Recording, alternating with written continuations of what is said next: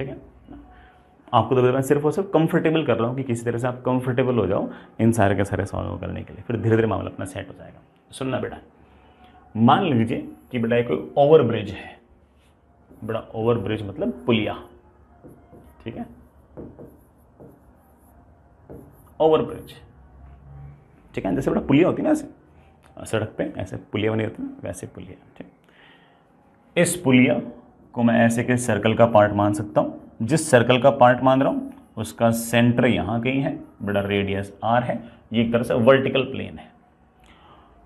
पुलिया के सबसे ऊपर ही ऊपर ये बड़ा कोई बाइक है, पुलिया के सबसे ऊपर ही ऊपर ये बड़ा कोई बाइक है, और ये बाइक जा रही है सबसे ऊपर, जब ये बाइक है तब जाएगी।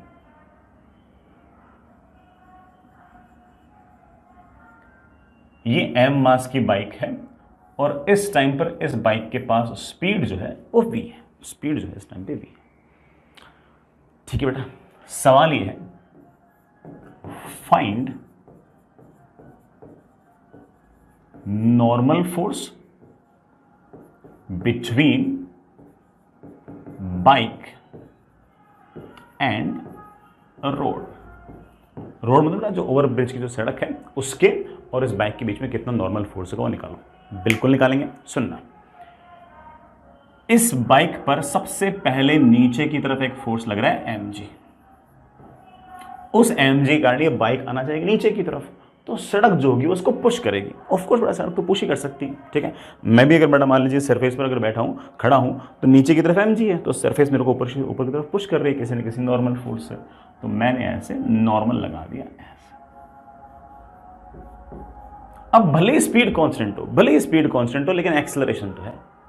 कौन सा सर? अरे बेटा ये वाला पार्टिकल ऐसे कोई स्ट्रेट लाइन पे थोड़ी जा रहा है, ये जो आपकी बाइक है ये तो सर्कल पे जा रही है, ऐसे पुलिया के ऊपर से गुजर रही है यूं, और अगर पुलिया के ऊपर से अगर गुजर रही है तो इसके पास एक्सेलरेशन तो है। सर एक्सेलरेशन क्यों होना चाहिए? क्योंकि लगातार इस बाइक की बेटा वेलोसिटी चेंज हो रही है, भले ही स्पीड कांस्टेंट हो, भले ही आपकी जो स्पीड है वो कांस्टेंट हो, लेकिन बेटा इसके पास कोई ना कोई एक्सेलरेशन तो है, क्योंकि लगातार से डायरेक्शन तो चेंज हो रही है। उस एक्सेलरेशन को हम जानते हैं, वो एक्सेलरेशन हमारा सेंट्रीपिटल एक्सेलरेशन। तो इस बाइक के पास जरूर ये जो सर्कल है इसके सेंटर की तरफ एक्सेलरेशन होगा, and that acceleration we know it very well, that is v square by r, that is v square by r। अब हमें काम करना आता है, अब हमें बिल्कुल न्यूटन्स लॉ लगाना आता है। Newton's law says that centre की तरफ एक्सेलरेशन है तो सेंटर की तरफ फोर्स क्या है? सेंटर की तरफ है फोर्स है mg माइनस नॉर्मल। क्या है बेटा? mg minus normal. सेंटर की तरफ फोर्स है mg minus normal, that must be equals to mass into centre की तरफ force, sorry mass into centre की तरफ एक्सेलरेशन। अरे सेंटर की तरफ एक्सेलरेशन तो सेंट्रीपिटल फोर्स है, और सेंट्रीपिटल फोर्स की वैल्यू मुझे पता है v स्क्वायर बाई r है। वैसे आप कहना चाहो तो इस mg माइनस नॉर्मल को आप सेंट्रीपिटल फोर्स कह सकते हो कि sir centripetal force is actually the resultant of mg and normal. बन गया अपना काम। तो बड़ा नॉर्मल पूछ रखा है आपने, नॉर्मल की वैल्यू आ गई है mg minus mv square by r। Normal की बड़ा वैल्यू आ गई है mg minus mv square by r, ये आपका नॉर्मल है। समझ गए बेटा इस बात को? अच्छा एक बात रखो, तुम जितनी ज्यादा स्पीड रखोगे, स्पीड जितनी ज्यादा हाई होगी, नॉर्मल उतना ही लेस होगा, नॉर्मल कम होगा। और अगर आपने बहुत ज्यादा जोर से अगर बाइक चला दी, बहुत ही ज्यादा जोर से बाइक चला दी, तो ऐसा हो सकता है कि आप उड़ने लग जाओ। उड़ने लग जाओ का मतलब ये नहीं कि बाइक से कोई पंख निकल आए, उड़ने का मतलब ये है कि अब आप पर नॉर्मल फोर्स लगना बंद हो गया, सिर्फ और सिर्फ ग्रेविटी लग रही है, सिर्फ और सिर्फ ग्रेविटी लग रही है। तो अगर आपकी स्पीड बहुत ज़्यादा हुई तो आप फ्लाई ऑफ भी कर सकते हो, और फ्लाई ऑफ होने का मतलब ये है कि नॉर्मल फोर्स लगना बंद हो गया। नॉर्मल फोर्स को जीरो करने के लिए बेटा जीरो करना, zero should be equal to mg minus mv square by r। बेटा v की वैल्यू बड़े प्यार से मेरे पास आ गई है √rg। अगर आपने स्पीड √rg रख ली बाइक की, या उससे ज़्यादा रख दी, तो आप उड़ने लग जाओगे। Let me remind once again, उड़ने का मतलब क्या है? उड़ने का मतलब ये है कि नॉर्मल लगना बंद हो गया और आप ऐसे फ्लाई ऑफ कर जाओगे। तो बड़ा हो सकता है कि आप नोटिस भी क्या होगा कि इस तरह के बेटा कोई पुलिया है और अगर मैं बहुत ज़्यादा जोर से अगर दौड़ाते हो तो हो सकता है बेटा कभी आप ऐसे कांटेक्ट लूज कर जाओ टॉप एंड पे। कितने वेलोसिटी पर आप टॉप एंड पर कांटेक्ट लूज करोगे? √rg की वेलोसिटी है, उससे ज़्यादा वेलोसिटी पर आप वहाँ से कांटेक्ट लूज कर जाओगे, और हो सकता है बेटा थोड़ी देर तक आप ऐसे जंप कर जाओ। ठीक है, करना नहीं। आगे चले, चलिए बच्चों, ऐसा ही एक सवाल और पूछता हूं।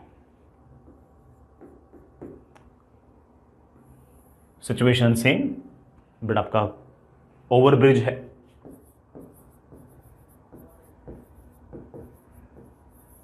वर्टिकल प्लेन है बेटा, ओवरब्रिज है, आपके पास बेटा ये वर्टिकल लाइन है, ये वर्टिकल लाइन है, और ये एक तरह से आपका जो ओवरब्रिज है उसका रेडियस आप r मान सकते हो, उसका सेंटर बेटा आप ऐसे c मान सकते हो। एक बाइक है बेटा, ठीक है, एक बाइक है जो यहां से गुजर रही है,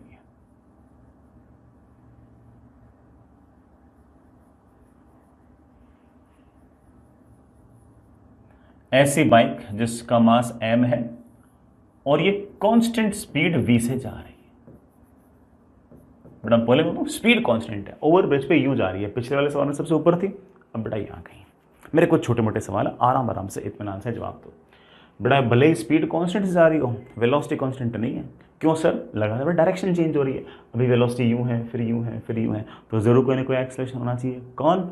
सेंट्रीपिटल एक्सेलरेशन। बना लेंगे डायग्राम, कोई दिक्कत नहीं।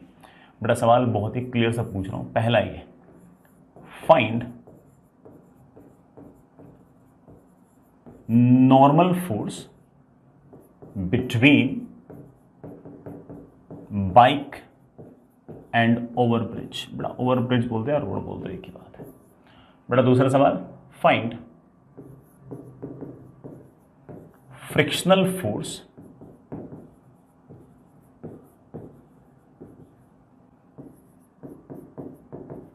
Acting between bike and road.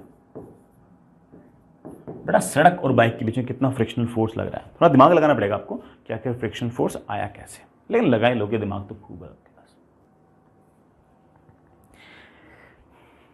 चलिए बेटा सोचते हैं, सबसे पहले इस m मास के पार्टिकल को, m मास की बाइक को अर्थ पुल करेगी ऐसे नीचे की तरफ mg से। अच्छा बेटा एक बात, ये वाला एंगल थीटा आपको गिवन है सवाल के अंदर बेटा, ठीक है, ये थीटा गिवन। अगर ये वाला एंगल थीटा है वर्टिकल के साथ, ये जो बड़ा बाइक को और सेंटर को जोड़ने वाला जो लाइन है ये वर्टिकल के साथ एंगल बना रही है थीटा। अगर ये वाला एंगल थीटा, ये वाला एंगल भी आपका थीटा। रेडियल डायरेक्शन में mg का एक कंपोनेंट आएगा, that component is mg cos theta. इसको mg का एक कंपोनेंट ऐसे भी आएगा, that will be of course mg sin theta. इस mg cos थीटा के कारण बाइक जो होगी वो यूं आना चाहेगी ऐसे, लेकिन ये जो बड़ा आपकी क्या कहते हैं कर्व्ड जो रोड है बेटा, जो आपकी सड़क है वो इसको पुश करेगी ऐसे। वो जिस फोर्स से पुश करेगी that force is the normal force. अभी तक कहानी में एक ट्विस्ट और बाकी है। मैं ही जानता हूं कि स्पीड कांस्टेंट है, स्पीड कांस्टेंट है तो ऑब्वियस बात है कि आपका टेंजेंशियल फोर्स जो है वो जीरो आना चाहिए। भाई स्पीड जीरो तो tangential acceleration zero, tangential acceleration zero तो टेंजेंशियल फोर्स जीरो। लेकिन सर टेंजेंशियल डायरेक्शन में एक फोर्स दिख रहा है mg sin थीटा। भाई वेलोसिटी के अपोजिट डायरेक्शन में एक फोर्स दिख रहा है mg sin थीटा, जो सर स्पीड को घटाने की कोशिश कर रहा है। बिल्कुल सही बात है बेटा, लेकिन mg sin थीटा को कोई ना कोई फोर्स पक्की बात है कि बैलेंस कर रहा होगा, तभी तो स्पीड कांस्टेंट रही होगी। तो कोई ना कोई फोर्स ऐसा है जो सरफेस के अलोंग ऐसे ऊपर की तरफ लग रहा है और उसकी वैल्यू भी mg sin थीटा के बराबर है। सर कौन हो सकता है वो फोर्स? सरफेस के अलोंग नॉर्मल तो लग नहीं सकता, mg ऐसे लग सकता है। सरफेस के अलोंग तो सिर्फ और सिर्फ एक ही फोर्स लग सकता है, और वो भी कौन सा फोर्स? फ्रिक्शन। और वो भी कौन सा? स्टैटिक। मैं आपको पहले बता चुका हूँ कि जब भी बाइक वगैरह किसी सरफेस पर चलती है तो बेटा उस केस में बाइक का जो टायर का सबसे नीचे वाला पॉइंट होता है वो सरफेस पर ऐसे मूव करता है, ऐसे। तो नीचे वाले सरफेस की और टायर के बीच में ऐसे कोई रगड़ नहीं है, रगड़ नहीं है तो काइनेटिक फ्रिक्शन नहीं है, काइनेटिक फ्रिक्शन नहीं है तो कौन सा फ्रिक्शन है? Static friction. कई बुक्स में इसको रोलिंग फ्रिक्शन भी बोल रखा है, लेकिन फॉर्मूला बेटा स्टैटिक फ्रिक्शन के और रोलिंग फ्रिक्शन के एग्जैक्टली सेम है। स्टैटिक फ्रिक्शन के तुम जानते हो कैसे निकालते हो, सिचुएशन से। सिचुएशन क्या कह रही है कि डाउन द इंक्लाइन लग रहा है एम जी साइन थीटा, तो उसको बैलेंस करने के लिए अप द इंक्लाइन भी कितना लगना चाहिए, M G sine theta.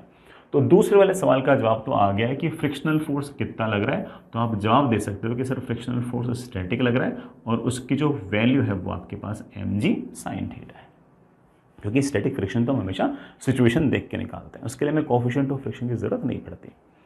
Sir normal कैसे निकालोगे, बेटा नॉर्मल ऐसे निकालूंगा कि मुझे पता है कि ये वाला पार्टिकल भले ही कांस्टेंट स्पीड से मूव कर रहा हो, वेलोसिटी वेरिएबल है और ये सर्कुलर मोशन कर रहा है, ऐसा सर्कल जिसका सेंटर यहां पर है, तो सेंटर की तरफ कोई ना कोई एक्सेलरेशन होना चाहिए and that acceleration is the centripetal acceleration whose value is of course v square by R. अंदर की तरफ एक्सेलरेशन है तो अंदर की तरफ फोर्स कितना है, आप बोलो सर अंदर की तरफ फोर्स है M G cos theta minus normal, M G cos theta minus normal is the net force toward centre. Net force toward centre is always mass into centre की तरफ एक्सेलरेशन, सेंटर की तरफ acceleration is v square by R. हमारे पास normal की value बड़े प्यार से आ गई है M G cos theta minus M V square by R. I really hope कि बेटा तुम सारी बात समझ गए हो। ऐसे केस में फिर से कोई पूछ ले कि सर ये फ्लाई ऑफ कर सकता है क्या, हाँ बेटा कर सकता है। फ्लाई ऑफ करने के लिए आपको नॉर्मल को जीरो करना पड़ेगा, ठीक है। टेक ऑफ करना फ्लाई ऑफ करना एक ही बात है, नॉर्मल को जीरो करने का। आई रियली होप बेटा सारी बात आपको समझ में आ गई होगी। ऐसा सा ही सवाल बेटा आपसे एक और पूछ रहा हूं। इस बार बेटा आपके पास सिचुएशन ऐसी है, इस बार बेटा जो पुलिया है वो तो ऐसी होती है, इस बार सबवे टाइप है ऐसे, मतलब आप नीचे से निकल रहे हो, गाड़ी चला रहे हो लेकिन आप नीचे से जा रहे हो, ऐसे वर्टिकल प्लेन है और ये बड़ा एक तरह से आपस का सेंटर से जोड़ने वाली लाइन है, ये सेंटर है, ये रेडियस। यहां कहीं मेरे बच्चों कोई बाइक है, हाँ यहां कहीं बेटा आपके पास कोई ना कोई बाइक है, सबसे नीचे वाले पॉइंट पर बाइक है और बाइक जो है वो इस तरफ कांस्टेंट स्पीड v से जा रही है। भले ही स्पीड कांस्टेंट हो, बड़ा वेलोसिटी कांस्टेंट नहीं है, ये एक तरह से सर्कल के अलोंग जा रही है, ऐसा सर्कल जिसका रेडियस आपके पास r है। मुझसे पूछा गया फाइंड, बड़ा वर्टिकल प्लेन है सारा का सारा, normal force between bike and सड़क। बिल्कुल कर लेंगे। बाइक को सबसे पहले अर्थ पुल कर रही है नीचे की तरफ, दैट इज mg। सड़क जो होगी वैसे पुश करेगी, बट इस बार बाइक ऊपर है, सड़क उसके नीचे है, तो सड़क उसको पुश करेगी। पिछले वाले सवाल में सड़क नीचे थी बेटा, बाइक उसके ऊपर से ऐसे निकल रही थी, तब भी पुश कर रही थी, ठीक। सड़क जिस फोर्स से पुश कर रही है that is of course normal. Bike की वेलोसिटी कांस्टेंट नहीं है, ये सर्कुलर मोशन कर रही है, तो सेंटर की तरफ कोई ना कोई एक्सेलरेशन होना चाहिए जिसकी वैल्यू मेरे प्यारे बच्चों v square by R. Sir omega square into R क्यों लिखा, कि बेटा v दे रखा है तो v स्क्वायर बाई आर लिख दिया, ओमेगा दे रखा हो तो ओमेगा स्क्वायर इंटू आर लिख लेते हैं, जो दे रखा हो वैसे कर लो। सेंटर की तरफ एक्सेलरेशन पता है तो सेंटर की तरफ फोर्स तो बोलो, सेंटर की तरफ फोर्स है नॉर्मल माइनस mg। कितना बेटा, normal minus mg, normal minus mg is the force and this force must be equals to mass into acceleration is this।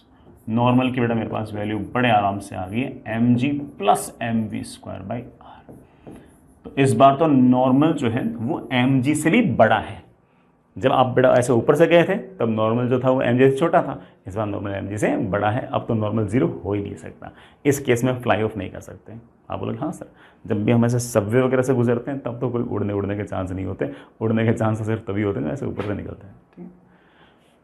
इसी में एक सवाल और कर लो, अलग से बेटा कोई पेन वैन चलाने की जरूरत ऐसी है नहीं, मतलब डायग्राम के लिए सवाल के तो बनानी पड़ेगी।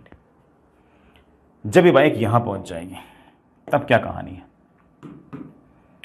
वर्टिकल से एंगल है थीटा,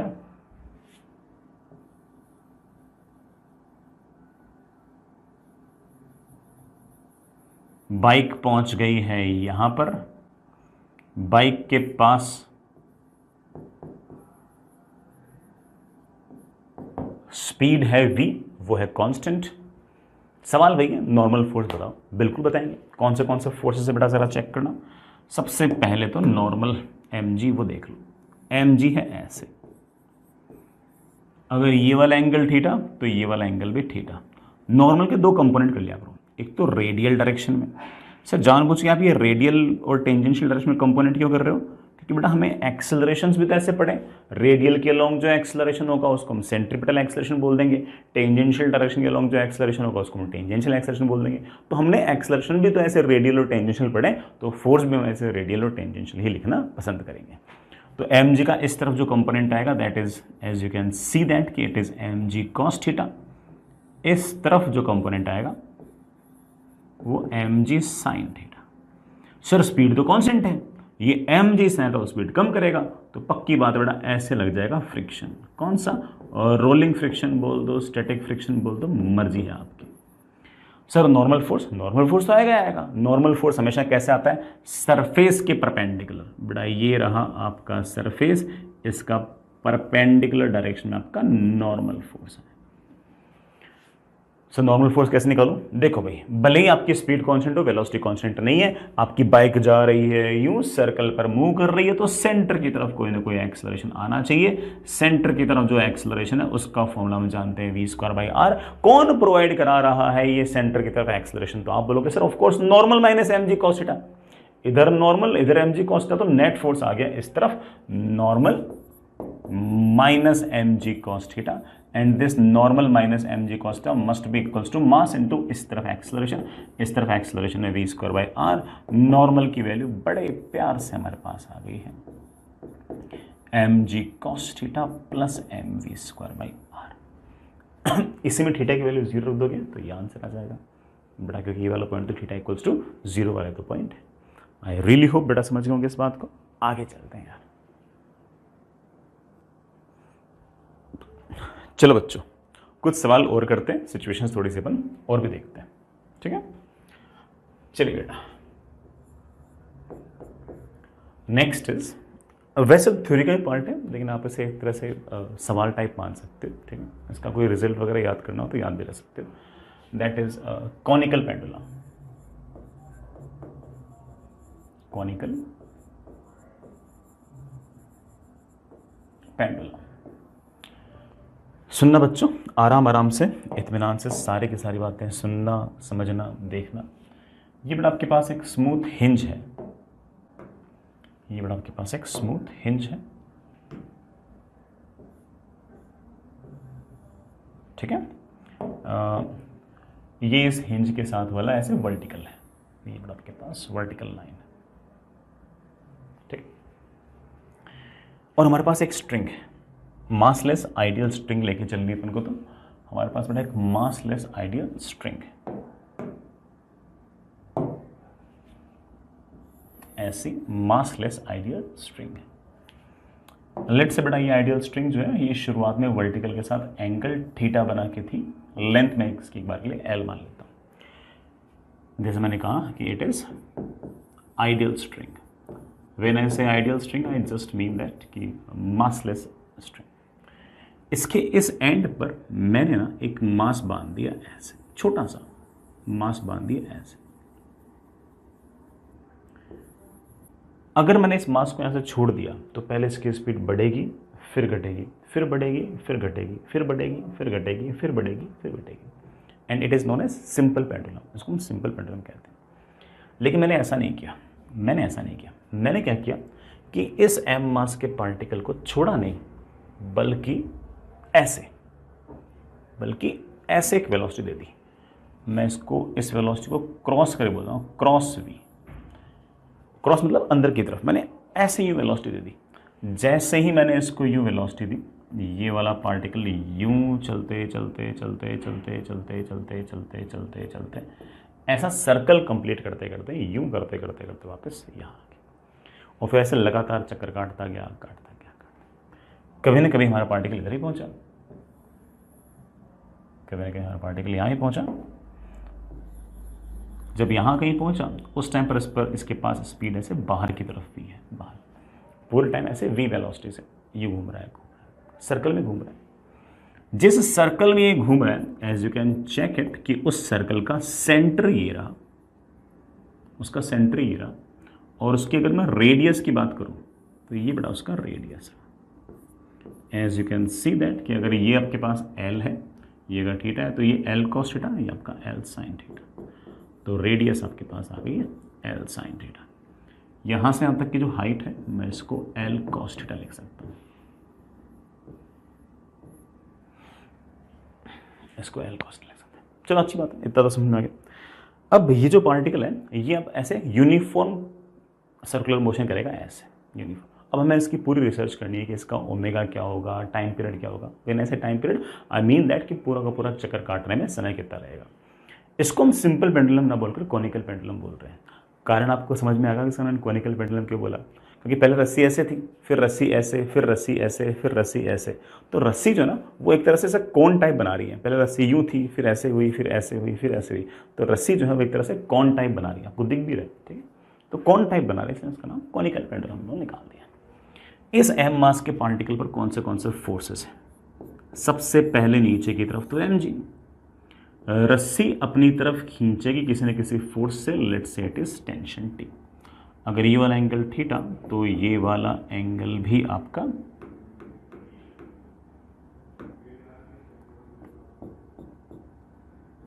थीटा। इस टेंशन के दो कंपोनेंट आएंगे, इधर की तरफ जो कंपोनेंट आएगा वो आएगा टेंशन का कॉस थीटा, और इधर की तरफ जो कंपोनेंट आएगा वो आएगा टेंशन का साइन थीटा। अब आराम से हर बात को ढंग से एनालाइज करते हैं। ये एम मास का पार्टिकल ना तो ऊपर जा रहा है ना नीचे जा रहा है, तो वर्टिकल डायरेक्शन में तो नेट फोर्स जीरो होना चाहिए, तो ऊपर का फोर्स बराबर तो नीचे का फोर्स। सो टेंशन का कॉस थीटा जो है वो बैलेंस करना चाहिए किसको बच्चे, mg। दूसरी इक्वेशन, इस तरफ टेंशन का साइन थीटा है और उस फोर्स को कोई बैलेंस नहीं कर रहा, तो जरूर इस तरफ एक्सेलरेशन भी होना चाहिए। बच्चे बोलेंगे हाँ सर मिल जाएगा एक्सेलरेशन। तो अगर आपका पार्टिकल v स्पीड से अगर यूं चक्कर काट रहा है तो मैं जानता हूं कि अंदर की तरफ कोई ना कोई एक्सेलरेशन आना चाहिए, एंड दैट एक्सेलरेशन इज या तो ओमेगा स्क्वायर इंटू आर या फिर ऑफकोर्स बेटा v स्क्वायर अपॉन आर। हम बेटा v निकालने के मूड में तो इसको v स्क्वायर बाई आर लिख दो। तो दूसरी इक्वेशन मेरे पास आएगी टेंशन का sine theta should be equal to mass into अंदर की तरफ एक्सेलरेशन। अंदर की तरफ एक्सेलरेशन है v स्क्वायर बाई आर। बन गया अपना काम थोड़ा काफी हद तक, ठीक। अच्छा एक बात और ध्यान देना बेटा, इस पार्टिकल पर ये वाले दोनों फोर्स कैंसिल हो गए। जो पार्टिकल है, लेट से बेटा पार्टिकल ये रहा, उस पर mg ऐसे लग रहा है और टेंशन ऐसे लग रही है, और वेलोसिटी u है। वेलोसिटी u है, वेलोसिटी और mg के बीच में एंगल कितना है 90, ठीक है। वेलोसिटी बेटा मेरी तरफ है, ठीक है। वेलोसिटी और टेंशन के बीच में कितना एंगल है, टेंशन तो उसी प्लेन में है, टेंशन और वेलोसिटी के बीच में एंगल भी कितना है 90। इसका मतलब ऐसा कोई फोर्स है ही नहीं जो वेलोसिटी की तरफ या उसके अपोजिट हो। तो इसका मतलब ये तो तय हो गया है कि पूरे रास्ते किसी प्रकार का कोई टेंजेंशियल फोर्स नहीं है, मतलब पूरे रास्ते कोई टेंजेंशियल एक्सेलरेशन नहीं है, मतलब पूरे रास्ते आपकी जो स्पीड है वो कांस्टेंट रहेगी। इसका मतलब पूरे के पूरे मोशन में आपका ओमेगा कांस्टेंट रहेगा। इसका मतलब इस पार्टिकल का जो मोशन है वो एक तरह से यूनिफॉर्म सर्कुलर मोशन होगा। बढ़िया। दोनों इक्वेशंस को अगर मैं डिवाइड करूं तो मेरे पास आ जाएगा tan theta is equals to V square upon R G. और बेटा कितनी स्पीड से पार्टिकल आपको फेंकना चाहिए, तो मेरे पास आंसर आ गया है v is equals to R G tan theta. बेटा किसी को अगर ये रेडियस पसंद ना हो, क्योंकि बच्चा कह सकता है कि सर रेडियस तो आपने सवाल में दिया ही नहीं था, सर आपने तो सवाल मुझे l दिया था, तो मैं रेडियस को लिख सकता हूँ l का साइन थीटा। तो मेरे पास आ जाएगा l का sine theta into g into tan theta. Tan theta को मैं लिख सकता हूँ sine theta upon cos theta. तो जिस स्पीड से बेटा पार्टिकल मुझे फेंकना चाहिए वो स्पीड मेरे पास आ गई है रूट ऑफ एल जी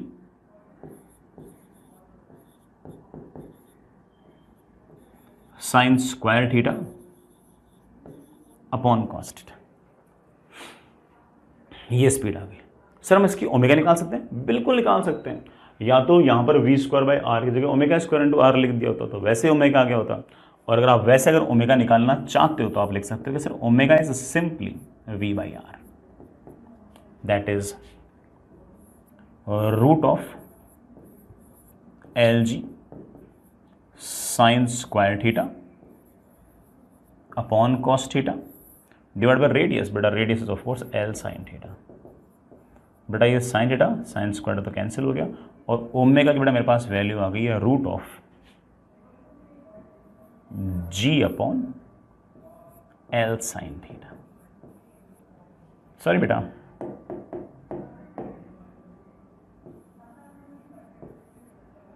इसको अगर मैं लिखना चाहूं तो ऐसे लिख सकता हूं, that is root of G upon L cos theta. बेटा एल कॉस्टा क्या? एल कॉस्टा यहां से तक की हाइट। हिंज से ये जो पार्टिकल जिस सर्कल में मूव कर रहा है उसका जो सेंटर है और हिंज के बीच का जो सेपरेशन है वो एच है आपका। तो मेरे पास ये ओमेगा आ गया। सर मुझे टाइम पीरियड चाहिए कि कितने चक्कर में पूरा चक्कर कंप्लीट किया, कितने टाइम में पूरा चक्कर कंप्लीट किया। वैसे बेटा हम टाइम पीरियड को कैपिटल टी लिखते हैं, लेकिन कैपिटल टी मैंने टेंशन लिख दी तो मैं इस बार स्मॉल टी लिख देता हूँ। स्मॉल टी की वैल्यू हम लोग जानते हैं कितनी आएगी मेरे प्यारे बच्चों, 2 pi by omega, that is 2 pi under root of H upon G. H मेरे प्यारे बच्चों समझते हो ना, एच कहाँ से कहाँ तक डिस्टेंस है, इस हिंज से लेकर इस पॉइंट के बीच। ये पॉइंट कौन सा है? जिस सर्कल में आपका ये पार्टिकुलर ऐसे चक्कर काट रहा है उसका सेंटर। ये बेटा आपका टाइम पीरियड आ गया। अगर ये हाइट सेम तो आपके टाइम पीरियड भी इस तरह से सेम। ठीक है, अच्छा फॉर्मूला है। बहुत सारे लोग थोड़ा ये वाला फॉर्मूला याद ही रखते हैं और सारा सारा काम उससे बन भी जाता है। आपको बेटा मैंने सिर्फ और सिर्फ फॉर्मूला नहीं याद कराया, मैंने तो इसे ऐसे सवाल कराया कि हाँ ठीक है कैसे कैसे इक्वेशंस वगैरह आपको लिखनी है। हमारा तो बड़े आराम से काम ऐसी बातों से चले जाता, कोई दिक्कत आती नहीं है। ठीक है, चलिए बच्चों एक छोटी सी चिंटी सी बात ऐसे ही है ना, कोई बहुत इतनी इंपॉर्टेंट बात नहीं है, बस शीट में इस बात पर सवाल है तो मैं बता देता हूँ। हालांकि आप भी सोच सकते थे, ऐसा कोई बहुत इतना हाई फाई पॉइंट नहीं है, लेकिन ठीक है इतनी सारी बातें की तो एक बात और कर लेते हैं। ये बड़ा वर्टिकल लाइन यहां कहीं आपने हिंज कर रखा है, ठीक है बेटा।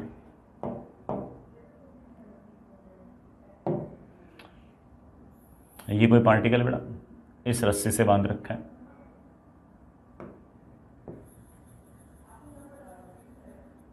और ये ऐसे ऐसे ऐसे छोटे से रेडियस में घूम रहा है।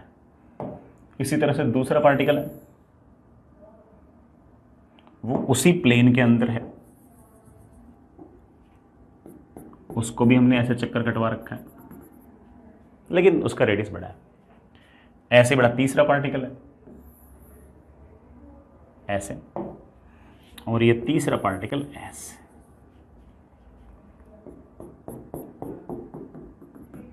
और बड़े सर्कल के अंदर घूम रहा है। सारे के सारे सेम प्लेन में है बेटा। सारे के सारे अगर सेम प्लेन में है तो ऑब्वियस बात है तीनों के लिए कैपिटल एच तो सेम हो गया। तीनों के लिए अगर कैपिटल एच की वैल्यू सेम हो गई है तो ऑब्वियस बात है कि तीनों के लिए ही टाइम पीरियड जो है वो तो सेम हो गया। तीनों के लिए अगर टाइम पीरियड सेम हो गया तो एंगुलर वेलोसिटी का जो मैग्नीट्यूड है वो तो बेटा तीनों के लिए सेम हो गया। कहने का मतलब इसकी एंगुलर वेलोसिटी, इसकी एंगुलर वेलोसिटी और इसकी एंगुलर वेलोसिटी क्या होनी चाहिए? सेम। हाँ, एंगुलर वेलोसिटी अगर वेक्टर फॉर्म में हुई तो सेम होना जरूरी नहीं है, क्योंकि हो सकता है बेटा हमने दो पार्टिकल को तो ऐसे ऐसे घुमा के छोड़ दिया और एक को ऐसे घुमा के छोड़ दिया, तो उस केस में एंगुलर वेलोसिटी का डायरेक्शन अलग हो सकता है, लेकिन मैग्नीट्यूड तो सेम ही होगा अगर तीनों की तीनों इस तरह से हाइट सेम है तो। और क्या बात कर सकते हो? हाँ, एक बात जरूर कर सकता हूँ, इसका रेडियस कम है, इसका रेडियस ज़्यादा है, इसका रेडियस और ज़्यादा है। तो अगर इसकी स्पीड v1 है, इसकी स्पीड अगर v2 है और इसकी स्पीड अगर v3 है, तो हम जानते हैं कि v3 बड़ा है, v2 छोटा है और v1 सबसे छोटा है। सर v3 अगर सबसे बड़ा है तो टाइम पीरियड बराबर कैसे हुआ? सर तो फास्ट भाग रहा है ना। सर v3 तो फास्ट भाग रहा है बेटा। v3 से भले तुम फास्ट भाग रहे हो, लेकिन आपको सर्कल भी तो बड़ा चलना है, और v1 जो है भले ही मैग्नीट्यूड में कम हो लेकिन उसे सर्कल छोटा चलना है। टाइम पीरियड सबका एग्जैक्टली बराबर आएगा। क्यों टाइम पीरियड बराबर आएगा? क्योंकि तीनों के तीनों कॉनिकल पेंडुलम है और तीनों ही केस के अंदर जो हाइट है ना, हाइट कौन सी? हिंज से लेकर जिन सर्कल के अंदर ये घूम रहे हैं उन सर्कल का जो सेंटर है यहां से तक की जो हाइट है वो एग्जैक्टली सेम है। तो टाइम पीरियड सेम तो एंगुलर वेलोसिटी का मैग्नीट्यूड भी सेम सेंस में फेंक दिया तो ठीक है, अदरवाइज किसी को अगर अपोजिट फेंक दिया तो ओमेगा की डायरेक्शन तो अलग होगी, मैग्नीट्यूड तो आपका एग्जैक्टली वही आएगा। सबसे स्पीड से बड़ा ये आएगा क्योंकि ज़्यादा रेडियस में घूम रहा है। ठीक है, मेरे ख्याल से बड़ा सारी बातें समझ होंगे। इस पर कोई सवाल शीट के अंदर अगर होगा तो वो भी आप कर सकते हो, हालांकि मैं ना बोलता तब भी आप कर ही लेते, इतने स्मार्ट तो आप हुई। ठीक है बच्चों, आगे चलते हैं।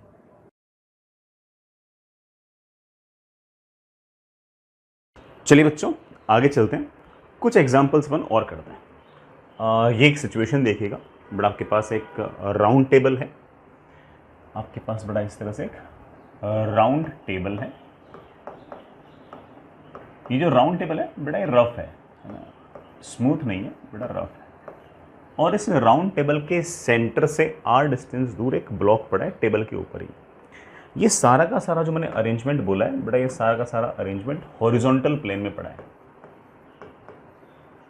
हॉरिजॉन्टल प्लेन के अंदर पड़ा है। और हमने इस टेबल को कांस्टेंट ओमेगा से घुमाना स्टार्ट कर दिया कि इसका जो ओमेगा है बेटा वो कांस्टेंट रहेगा। हमने इसे कांस्टेंट ओमेगा से घुमाना स्टार्ट कर दिया। जब हमने टेबल को कांस्टेंट ओमेगा से घुमाना स्टार्ट कर दिया तो ये जो m मास का ब्लॉक है ये भी टेबल के साथ ही घूमने लग गया, मतलब टेबल पर चिपक के घूमने लग गया।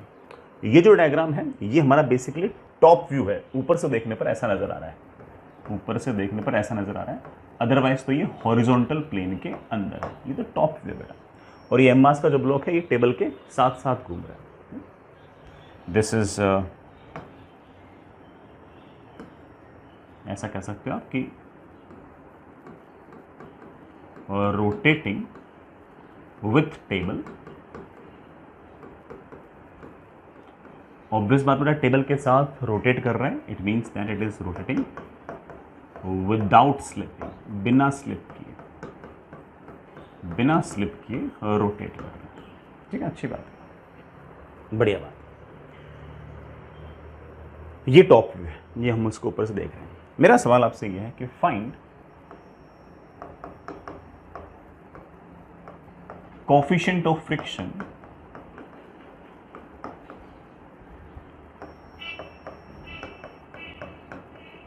Between block and table. Block और टेबल के बीच में बेटा कोएफिशिएंट ऑफ फ्रिक्शन कितना होगा, ये मेरा सवाल है आपसे। सवाल को आप बड़ा ढंग से इमेजिन कर पाओ, इसलिए मैं आपको एक छोटा सा ऐसे मैं करके भी दिखाता हूँ कि एग्जैक्टली हो क्या रहा है। मान लीजिए कि बेटा आपके पास ये रही बेटा वो राउंड टेबल, ठीक है, इसका सेंटर में यहाँ की मान लेता हूँ, ठीक, और इस टेबल के ऊपर इस तरह से एक m मास का ब्लॉक पड़ा है। ठीक है, अगर m मास का ब्लॉक पड़ा तो ऑब्वियस बात है कि mg तो लग रहा होगा ऐसे नीचे की तरफ, नॉर्मल लग रहा होगा ऊपर की तरफ, तो ये दोनों फोर्स तो वर्टिकल डायरेक्शन में हो गए। अब मैं इसको टेबल को ऐसे घुमा रहा हूँ, और टेबल अगर ऐसे घूम रही है कांस्टेंट ओमेगा से, तो इसके साथ साथ आप कहिए m मास का ब्लॉक भी इसके साथ साथ साथ साथ साथ साथ ऐसे ऐसे घूम रहा है। अब इतना तो ऑब्वियस बात है बेटा कि अगर ये ऐसे ऐसे दिख तो गया बेटा आपको इस बात को कि ये अगर लगातार ऐसे ऐसे अगर घूम रहा है तो अंदर की तरफ कोई ना कोई एक्सेलरेशन तो आना चाहिए, ओमेगा स्क्वायर इनटू आर। वो एक्सेलरेशन देना mg के बस की बात तो नहीं है, वो नॉर्मल के देने के बस की बात तो है नहीं, क्योंकि नॉर्मल और mg तो वर्टिकल डायरेक्शन में लग रहे हैं, और ये एक्सेलरेशन तो सेंटर की तरफ है, मतलब हॉरिजॉन्टल डायरेक्शन में, तो कोई ना कोई फोर्स तो हॉरिजॉन्टल डायरेक्शन में होना ही चाहिए। हॉरिजॉन्टल डायरेक्शन में मतलब सरफेस के अलोंग तो सिर्फ एक ही फोर्स लग सकता है बेटा, कौन सा, फ्रिक्शन। कौन सा फोर्स, फ्रिक्शनल फोर्स।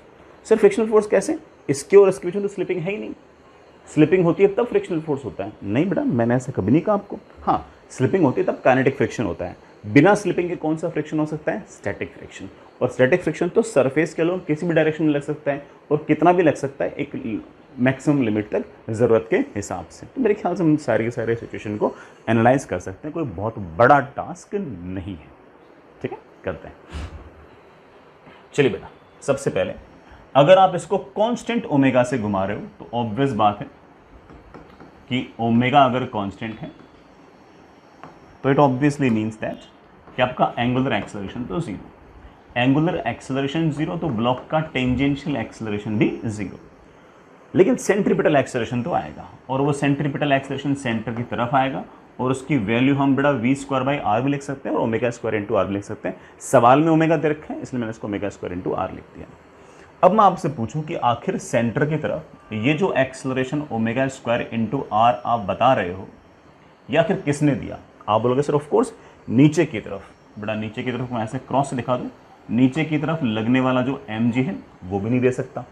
बाहर की तरफ, भाई ऊपर से देखने पर तो mg नीचे की तरफ, नॉर्मल बाहर की तरफ। बाहर की तरफ जो इस ब्लॉक पर नॉर्मल लग रहा है वो भी नहीं दे सकता। तो कौन सा फोर्स है जो ये वाला फ्रिक्शनल फोर्स दे सकता है? तो आप बोलोगे सर सरफेस के अलोंग तो सिर्फ और सिर्फ स्टैटिक फ्रिक्शन ही दे सकता है। तो मेरे बच्चे बोलेंगे सर इस तरफ स्टैटिक फ्रिक्शन लगा दो। ले बेटा मैंने लगा दिया है इस तरफ स्टैटिक फ्रिक्शन। हम बड़े आराम से कह सकते हैं कि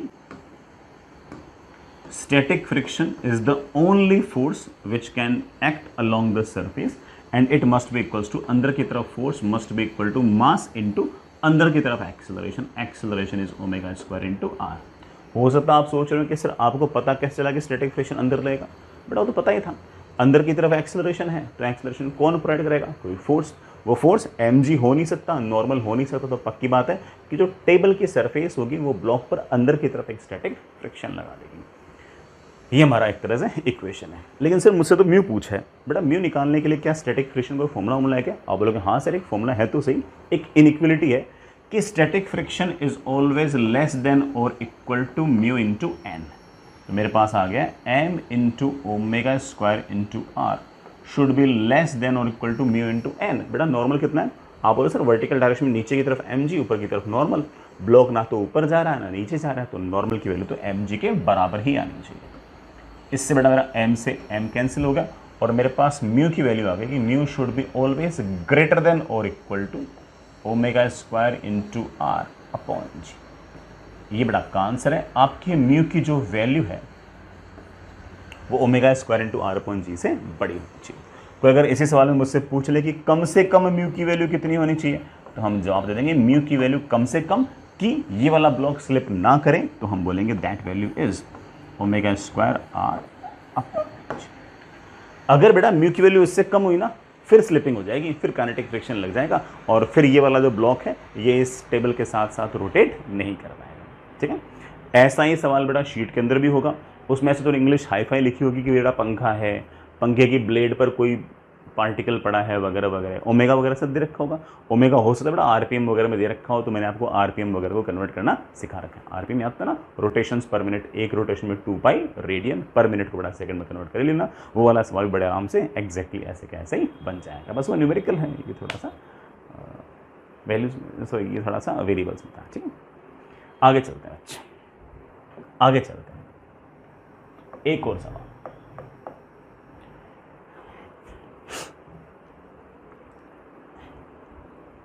एक और सवाल बड़ा, दैट इज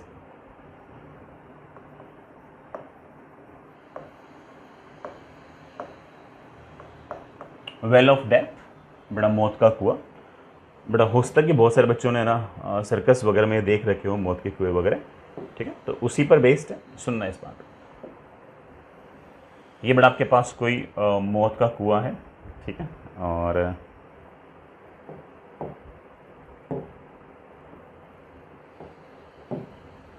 ये बड़ा इसकी एक्सेस। मौत का कुआं बड़ा ऐसे सिलेंड्रिकल टाइप है। ठीक है, मैं थोड़ा एक्सप्लेन कर दूंगा, चिंता मत कीजिए। ये एक वर्टिकल सिलेंडर टाइप सिचुएशन है। इसकी रेडियस लेट से बड़ा आपके पास आर है। इसके अंदर हम एक बाइक चलाएंगे। उस बाइक के टायर और इस सिलेंडर के बीच में जो कोफिशिएंट ऑफ फ्रिक्शन है वो मुझे गिवन है कि दैट इज म्यू। ठीक है, अब वैसे बेटा एग्जैक्टली मौत का कुआं ऐसा होता नहीं है बेटा, एग्जैक्टली बेटा मौत का कुआं का शेप ऐसा होता है पहले। ठीक है, मैंने ऐसा सिलेंडर टाइप बना दिया है। ठीक, अब एक जना बाइक चलाएगा इसके अंदर ऐसे। आप सब लोगों ने बाइक चलाते हुए इस इंसान को देखा भी होगा ऐसे। ये बड़ा लेट से बाइक है और ये ऐसे हॉरिजॉन्टल प्लेन के अंदर ऐसे ऐसे चक्कर काटेगा। किसी ने किसी वेलोसिटी v से बड़ा ये बाइक को दौड़ाएगा। मुझे पता नहीं बड़ा वेलोसिटी कितनी है, मैं क्वेश्चन मार्क लगाऊंगा। ऐसे किसी वेलोसिटी से लगातार ऐसे चक्कर काटेगा, बाइक चलाएगा। अगर बाइक नहीं चलाएगा ना तो ये गिर जाएगा। आराम से सुनो, मुझे कोई जल्दबाजी नहीं है। अगर ये बाइक नहीं चलाएगा तो ये गिर जाएगा। देखो कैसे, अगर बाइक नहीं चलाएगा तो नीचे की तरफ mg लगेगा, उसको बैलेंस करने के लिए कोई फोर्स नहीं आएगा। सर क्यों नहीं आएगा? जब ये बाइक नीचे गिरेगी तो सर सरफेस उस बाइक के टायर पर ऊपर की तरफ फ्रिक्शनल फोर्स नहीं लगाएगा क्या? लगाना तो चाहिए, लेकिन फ्रिक्शनल फोर्स के लिए नॉर्मल होना जरूरी है। और ये जो दीवार है ना, ये इस बाइक को पुश करेगी नहीं। अगर बाइक मूव नहीं करेगी ना तो दीवार उसको पुश करेगी नहीं। और अगर नॉर्मल नहीं आएगा तो फ्रिक्शन नहीं आएगा, फ्रिक्शन नहीं आएगा तो सिर्फ और सिर्फ mg आएगा और इसका एक्सेलरेशन आएगा नीचे की तरफ, जी धड़ाम से गिर जाएगा। तो अब क्या करेगा कि ये बाइक चलाएगा ऐसे, उस मौत के कुएं में बाइक चलाएगा ऐसे। सर उससे बात बन जाएगी? बिल्कुल बन जाएगी, क्यों नहीं बनेगी सर, कैसे? अगर बाइक चलाएगा v वेलोसिटी से, तो मैं जानता हूं कि इसके पास अंदर की तरफ बाइक चला रहा है ऐसे, तो जिस सर्कल में मूव कर रहा है उस सर्कल के सेंटर की तरफ एक एक्सेलरेशन आएगा v²/r। ये एक्सेलरेशन जो आया मैं जानता हूं ये mg की वजह से नहीं हो सकता, ये फ्रिक्शन की वजह से भी नहीं हो सकता, क्योंकि mg तो वर्टिकल रहेगा और फ्रिक्शन जो होगा ऑफ कोर्स सरफेस के अलोंग लगता है। तो सर किसकी वजह से हो सकता है? इसका मतलब पक्की बात है कि दीवार ने जरूर इस बाइक को अंदर की तरफ पुश किया है किसी न किसी नॉर्मल फोर्स से। अब जैसे ही नॉर्मल आ गया अब फ्रिक्शनल फोर्स आ जाएगा, जैसे ही नॉर्मल आएगा अब फ्रिक्शनल फोर्स आ जाएगा, और हम बड़े आराम से कह सकते हैं कि इस बाइक पर नीचे की तरफ जैसे ही mg लगेगा तो ये स्लिप होना चाहेगी नीचे की तरफ। तो जो बाइक के टायर होंगे, मैं कई बार आपको बता चुका हूं कि बाइक के टायर जब किसी सरफेस पर इस तरह से चलते हैं वो ऐसे रगड़ते नहीं है, वो ऐसे चलते हैं, और जब वो ऐसे चलते हैं तो फ्रिक्शन जो लगता है वो स्टैटिक लगता है। क्यों? क्योंकि कोई रिलेटिव मोशन नहीं है, और स्टैटिक फ्रिक्शन तो जरूरत के हिसाब से किधर भी लग जाएगा सरफेस के अलोंग। तो जैसे ही इसके बाइक की टेंडेंसी होगी नीचे स्लिप होने की, तो बाइक के जो टायर होंगे उन पर फ्रिक्शन लग जाएगा ऊपर की तरफ। कौन सा बेटा? Static friction. मैं स्टैटिक फ्रिक्शन शब्द बोलना ज्यादा पसंद करता हूं, कुछ बुक्स के अंदर इसे रोलिंग फ्रिक्शन भी लिखा रहता है। सिर्फ और सिर्फ रोलिंग फ्रिक्शन तो फैंसी नेम है, एक्चुअल तो बेटा आपका स्टैटिक फ्रिक्शन है। आई होप बेटा तुम समझ होंगे। और अगर ये इस तरह से सर्कल के अंदर घूमे जा रहा है, तो ऑब्वियस बात है बेटा ऊपर का फोर्स और नीचे का फोर्स बराबर होना चाहिए। तो स्टैटिक फ्रिक्शन की जो वैल्यू है वो mg के बराबर होनी चाहिए। This is my equation number 1। Horizontal direction में मैं जानता हूं कि इकलौता फोर्स क्या है कि दीवार ने नॉर्मल लगाया है। दीवार ने अगर नॉर्मल लगाया है तो this normal must be equals to mass into अंदर की तरफ एक्सेलरेशन। बेटा अंदर की तरफ कौन सा एक्सेलरेशन है? कोई पार्टिकल, कोई ऑब्जेक्ट अगर ऐसे r रेडियस सर्कल में कांस्टेंट स्पीड v से अगर घूमेगा तो सेंटर की तरफ एक एक्सेलरेशन आएगा जिसको हम जानते हैं v²/r। तो अंदर की तरफ फोर्स है normal and it must be equals to mass into acceleration. मैं एक छोटा सा काम और करना चाहता हूं कि स्टैटिक फ्रिक्शन हम निकाल चुके हैं कि mg है, और हम ये बात जानते हैं कि static friction is always less than और इक्वल टू म्यू। म्यू मतलब बाइक के टायर और ये जो आपका मौत का कुआं है इसके बीच का जो कोएफिशिएंट ऑफ फ्रिक्शन है, दिस टाइम्स नॉर्मल। बेटा नॉर्मल की वैल्यू मेरे पास है mv²/r। m से m मेरे बच्चे कैंसिल हो गए और v की जो वैल्यू आ गई है कि it should be greater than और इक्वल टू rg/μ। अगर आप चाहते हो कि स्लिप हुए बिना आप ऐसे बड़े आराम से बड़ा मौत के कुएं के अंदर ऐसे हॉरिजॉन्टल सर्कल में तो मूव कर लो, तो आपकी जो स्पीड है वो √rg/μ के बराबर या उससे ज्यादा होनी चाहिए, उससे ज्यादा होनी चाहिए। कम से कम कितनी स्पीड से तुम भाग सकते हो? तो आप बोलोगे सर कम से कम जिस स्पीड से मैं भाग सकता हूं उसकी वैल्यू मेरे पास आ गई है √rg/μ। इससे अगर कम स्पीड हो गई, तो बेटा आपका जो नॉर्मल रिएक्शन होगा वो सफिशिएंट नहीं होगा। नॉर्मल रिएक्शन सफिशिएंट नहीं होगा तो स्टैटिक फ्रिक्शन की वैल्यू सफिशिएंट नहीं होगी, और अगर स्टैटिक फ्रिक्शन की वैल्यू अगर सफिशिएंट नहीं होगी तो बाइक नीचे गिर जाएगी। मैं पहले बोल दूं कि अगर आपके v की वैल्यू लेस देन √rg/μ हो गई तो आप कर जाओगे slip.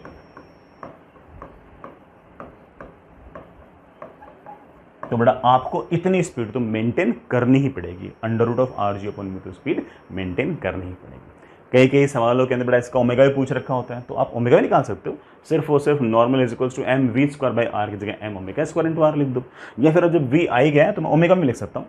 v is always of course बेटा omega into r should be greater than और इक्वल टू √rg/μ। ये ले बेटा omega should be greater than और इक्वल टू √g/μ। आपका बेटा ओमेगा एंगुलर वेलोसिटी इतनी तो होनी चाहिए। कम से कम कितनी एंगुलर वेलोसिटी होनी चाहिए कि आप स्लिप ना करो? तो आप बोलोगे सर कम से कम होनी चाहिए √g/μ। नॉट टू रिमेंबर बेटा, हर बात थोड़ी याद करोगे। अगर आपको याद करना ही है तो आप याद रख सकते हो कि सर मैं वेलोसिटी वाला एक्सप्रेशन याद रख लेता हूँ, वेलोसिटी याद रहेगी तो ओमेगा तो याद रह ही जाएगा, उसमें तो अपन को लोड आएगा ही नहीं। ठीक है मेरे प्यारे बच्चों, समझ गए इस बात को? आगे चलते हैं। चलिए बच्चों, एक सवाल ऐसे अपन और करते हैं, ठीक है, बढ़िया सा सवाल है, आराम से इत्मीनान से सुनिएगा, समझिएगा। आपके पास बेटा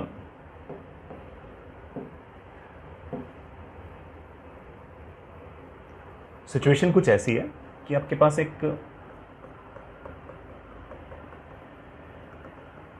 हेमिस्फेरिकल बाउल है इस तरह से,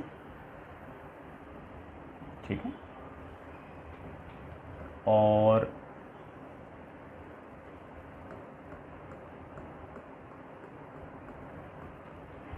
ठीक है, ये इससे गुजरने वाली एक्सिस है, बीचों बीच से गुजरने वाली एक्सिस है। बाउल जो है उसकी अंदर वाली सरफेस मेरे बच्चों टोटली स्मूथ है, कोई रफनेस कुछ नहीं, बिल्कुल स्मूथ सरफेस, ठीक। और इसका जो रेडियस है इस हेमिस्फेरिकल सरफेस का बड़ा आपके पास वो आर है। इसके अंदर हमने कोई एम मास का ब्लॉक ऐसे रखा हुआ है, इसके अंदर बड़ा आपने क्या किया कि कोई एम मास का ब्लॉक अंदर ऐसे रखा हुआ है।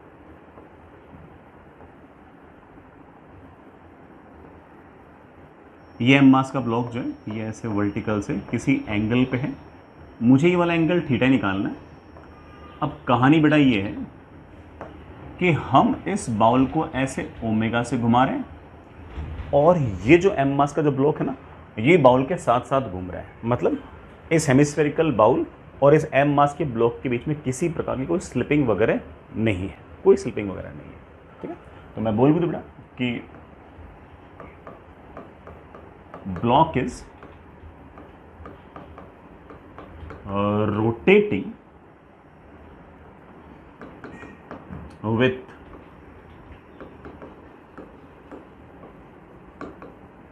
hemispherical bowl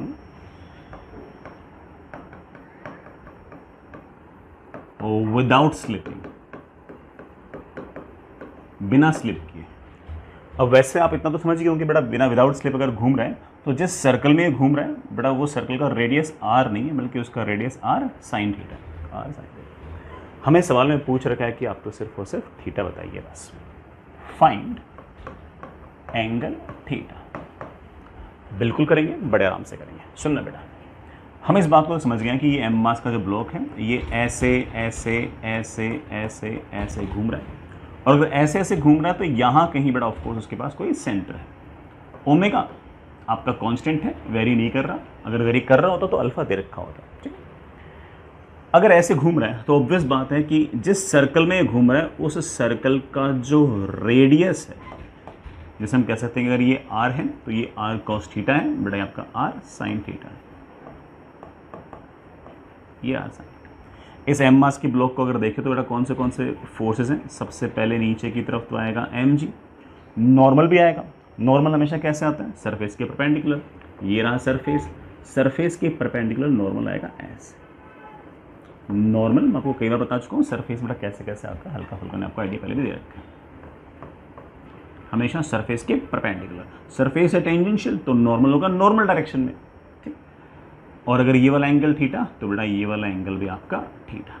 मैं इस डायग्राम को थोड़ा अलग से बना लूँ। अगर मैं इस एम मास को ऐसे पार्टिकल की तरह अगर दिखाऊं तो इस पर कौन से फोर्सेस हैं, सबसे पहले नीचे की तरफ तो है एम जी, नॉर्मल के दो कंपोनेंट आएंगे।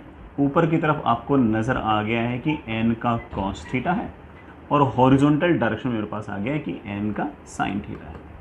साथ ही साथ मुझे पता लग गया है कि हॉरिजॉन्टल डायरेक्शन में इस तरफ एक्सेलरेशन है, और उस एक्सेलरेशन की वैल्यू है ओमेगा स्क्वायर इंटू वो रेडियस जिसमें घूम रहा है। जिस रेडियस में घूम रहा है that is not capital R, that is rather capital R का साइन थीटा।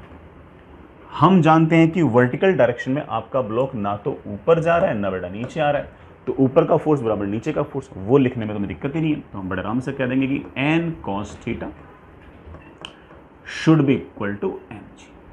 हॉरिजॉन्टल डायरेक्शन में इस तरफ इकलौता फोर्स है बेटा कौन सा, एन का sine theta, and this N का sine theta should be equal to mass into अंदर की तरफ एक्सेलरेशन, अंदर की तरफ acceleration is omega square r का साइन थीटा। हमें नॉर्मल नहीं चाहिए, नॉर्मल नहीं चाहिए डिवाइड कर दो बेटा, डिवाइड करते ही नॉर्मल गायब हो जाएगा, और हम बड़े आराम से कह सकते हैं कि क्या कह सकते हैं बेटा, sine theta upon cos theta is omega square r sine theta upon g. एक बार बेटा कैलकुलेशन चेक कर लेना, sine theta upon cos theta is omega square r sine theta upon g. Sine theta से आपका साइन थीटा कैंसिल हो गया और हमारे पास कॉस थीटा की वैल्यू आ गई बेटा कितनी, g upon omega square r, या फिर थीटा की हमें वैल्यू पूछी गई है तो that is cos inverse of G upon omega square. I am really expecting कि बेटा आपको सारी कैलकुलेशन अच्छे से समझ में आ गई। कोई बहुत ऐसा बड़ा काम तो नहीं था, जो काम हम अभी तक करते आ रहे थे मोर और लेस वैसा सा ही काम बेटा आपके पास ये भी था। आप खुद भी अगर इस सवाल को ट्राई करते तो बड़े आराम से कर सकते थे, कोई इतना भारी सवाल नहीं था। चलिए बच्चों आगे चलते हैं।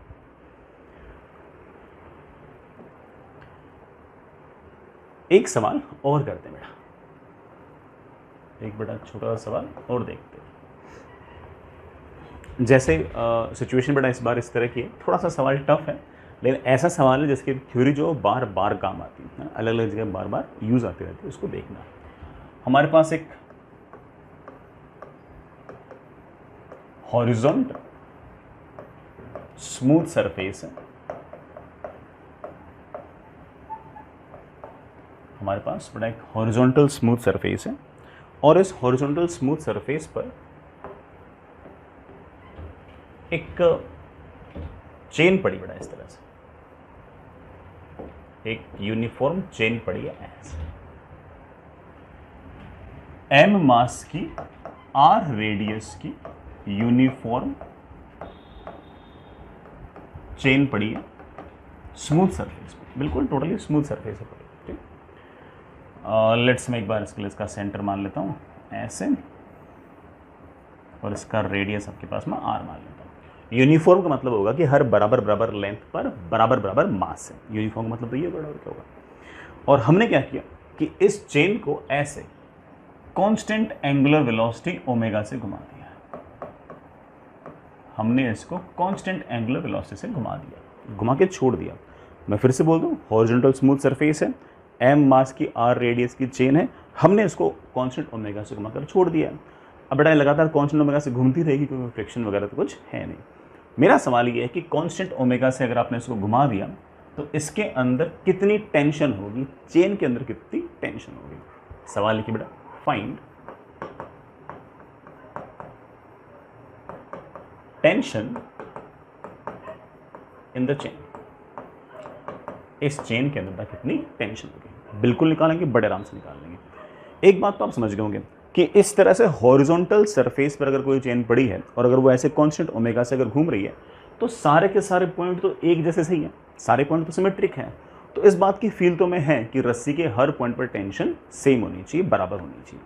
ठीक है, इस तरह के सवालों कैसे करते हैं वो आराम से सुनना समझना, और हो सकता है कि बेटा ये जो चीज़ हम सीख रहे हैं ये हमारे पास आगे जाके भी कहीं ना कहीं फिर से हमारे लिए यूजफुल हो। तो सुनना बेटा, सबसे पहले आप इस चेन के अंदर एक छोटा सा एलिमेंट लीजिए, चिन्ना सा एलिमेंट लीजिए, इस तरह से बेटा आप चिन्ना सा एलिमेंट लीजिए, इतना सा एलिमेंट लीजिए जिसका ये एंगल छोटा सा डी थीटा, ये छोटा सा एंगल डी थीटा। सिर्फ और सिर्फ इतना सा जो चेन का हिस्सा है इसी को स्टडी करना है, इसी को देखना है और कुछ नहीं देखना, बस इसको देखना और कुछ नहीं देखना। अब वैसे बड़ा दिखने में तो थोड़ा सा मैंने बड़ा बना दिया लेकिन ये बहुत छोटा सा डायग्राम बढ़िया बन जाए इसलिए थोड़ा सा बड़ा दिखा दिया। एंगल डी थीटा है, इसका मतलब आप इसे पॉइंट मास टाइप मान सकते हो, पॉइंट मास टाइप मान सकते हो। ऐसे यहाँ के यूँ पूरा का पूरा बेटा इस तरह से चेन पड़ी है तो मैंने यहाँ पर एक छोटा सा पॉइंट मास लिया है, डायग्राम अच्छे से दिख जाए इसलिए मैं थोड़ा सा एंगल बड़ा दिखा दिया। अदरवाइज डी थीटा लिखा है तो ऑब्वियस बात बेटा angle is tending towards zero, angle is tending towards zero, तो मतलब कोई छोटा सा चिन्ना सा मास है। ये जो छोटा सा चिन्ना सा मास है अगर आप इसको ओमेगा से घुमा रहे हो तो सेंटर की तरफ एक एक्सेलरेशन आना चाहिए ओमेगा स्क्वायर इंटू आर। आखिरी एक्सेलरेशन प्रोवाइड कौन करा रहा है?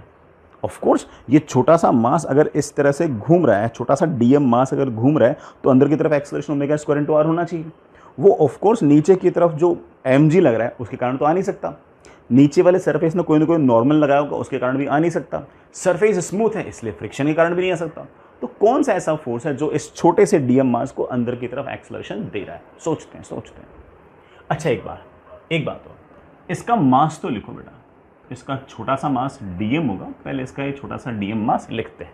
अभी बताता हूं, टोटल लेंथ है 2 पाई आर, उस 2 पाई आर लेंथ पर मास है m, तो यूनिट लेंथ पर मास होगा m अपॉन 2 पाई आर। ये कितनी लेंथ है बेटा? अगर ये वाला एंगल डी थीटा तो ये लेंथ है आर डी थीटा, तो ये लेंथ भी है आर डी थीटा, तो 2 टाइम्स आर डी थीटा पर कितना मास होगा? तो आप बोलोगे सर यूनिटरी मेथड से m upon 2 pi R multiplied by 2 R D theta. बेटा 2 से 2 कैंसिल, पाई सॉरी आर से आर कैंसिल, पाई थोड़ा बची गया, और हमारे पास ये छोटा सा मास आ गया डीएम, कितना? m upon pi into d theta. फिर ना इसको मैं ऐसे भी लिख सकते थे कि पूरा एंगल 2 पाई है, पूरे एंगल 2 पाई पर मास फैला हुआ है m, तो यूनिट एंगल पर कितना मास फैला होगा? m अपॉन 2 पाई। ये वाला एंगल कितना है? 2 टाइम्स डी थीटा, तो इस पर कितना मास फैला होगा? m upon 2 pi into 2 D theta. 2 से 2 क्या हो गया? Cancel, m upon pi into d theta. ये छोटा सा मास है, इस मास के पास अंदर की तरफ जो एक्सेलरेशन है वो आया कहां से? दिमाग लगाते हैं। बाकी सारी की सारी जो रस्सी है वो तन जाएगी, और वो तनने के कारण हो सकता है कि बेटा कोई ना कोई टेंशन दे दे, और इस पॉइंट को बाकी रस्सी अपनी तरफ किसी न किसी फोर्स से खींचेगी टेंजेंशियल डायरेक्शन में, और जिस फोर्स से खींचेगी मैंने उस फोर्स को एक बार बोल दिया T1। T1 obviously means tension at this point. Force obvious बात है बेटा टेंजेंशियल डायरेक्शन में लगेगा, तो रेडियल डायरेक्शन के साथ एंगल होगा आपका 9। इसी तरह से इस पॉइंट को बाकी वाली जो रस्सी होगी वो अपनी तरफ खींचेगी, और वो जितने फोर्स से खींचेगी बेटा that force is of course tension at this point, और ये जो फोर्स है ये ऐसे सरफेस के परपेंडिकुलर, सरफेस के बेटा सॉरी रेडियल डायरेक्शन के परपेंडिकुलर। फेयर ना? It make sense? वैसे मन में जानते हैं कि T1 और T2 बराबर होगा, क्योंकि सारे पॉइंट एक जैसे, तो T1 T2 बराबर होने चाहिए। चलिए बच्चों, इस बात को हम थोड़ा सा अगले पेज पर देखते हैं। हाँ, ये हमारा छोटा सा चिन्ना सा मास डीएम, जिसकी वैल्यू हम निकाल चुके हैं, m upon pi into d theta. ये ओमेगा से घूम रहा है हॉरिजॉन्टल प्लेन के अंदर, बड़ा सारा का सारा अरेंजमेंट है।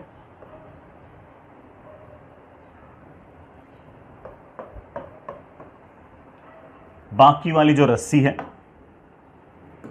वो इसको अपनी तरफ खींच रही है किसी न किसी फोर्स T1 से। ये वाला एंगल आपके पास है 90। बाकी सारी की सारी जो रस्सी है इस पॉइंट को खींच रही है अपनी तरफ किसी न किसी फोर्स T2 से। This angle should be 90। यहां तक कोई दिक्कत नहीं बेटा। ये वाला एंगल हम जानते हैं, हमने डी थीटा लिया है। ये वाला एंगल भी हम जानते हैं, डी थीटा लिया है।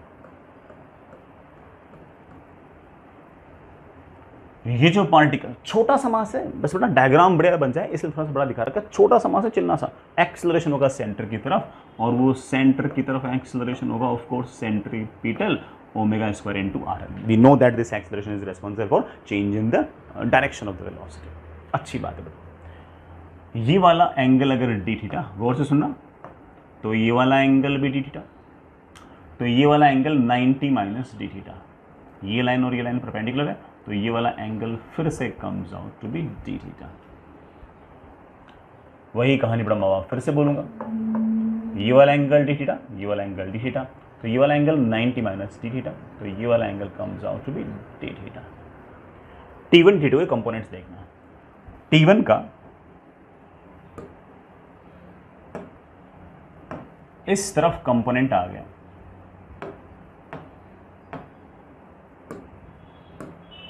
इस तरफ कंपोनेंट आ गया T1 का cos डी थीटा, और सेंटर की तरफ कंपोनेंट आ गया T1 का sin डी थीटा। इसी तरह से ये जो T2 है इसके दो कंपोनेंट कर सकता हूं। इस तरफ तो मेरे पास आएगा T2 का कॉस डी थीटा और इस तरफ मेरे पास आएगा T2 का साइन डी थीटा।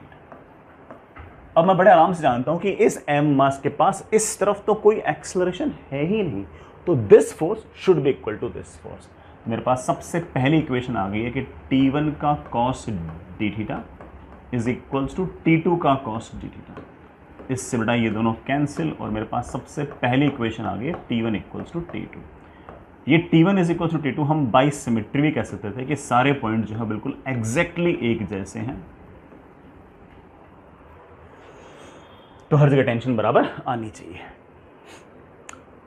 सेंटर की तरफ T1 का साइन थीटा, सॉरी बेटा T1 का साइन डी थीटा, T2 का साइन डी थीटा, मेरे पास आ गया T1 का sine D theta plus T2 का sine D theta should be equal to ये छोटा सा चिन्ना सा मास dm मल्टीप्लाइड बाई इसका एक्सेलरेशन सेंटर की तरफ। लेकिन T1 T2 तो बराबर है, तो मैं कह देता हूं कि चलो T1 T2 दोनों बराबर हैं, लेट से दोनों की ही वैल्यू T है, तो T sine D theta that is 2T sine D theta should be equal to dm। बेटा dm में लिखना आता है that is m upon pi into d theta.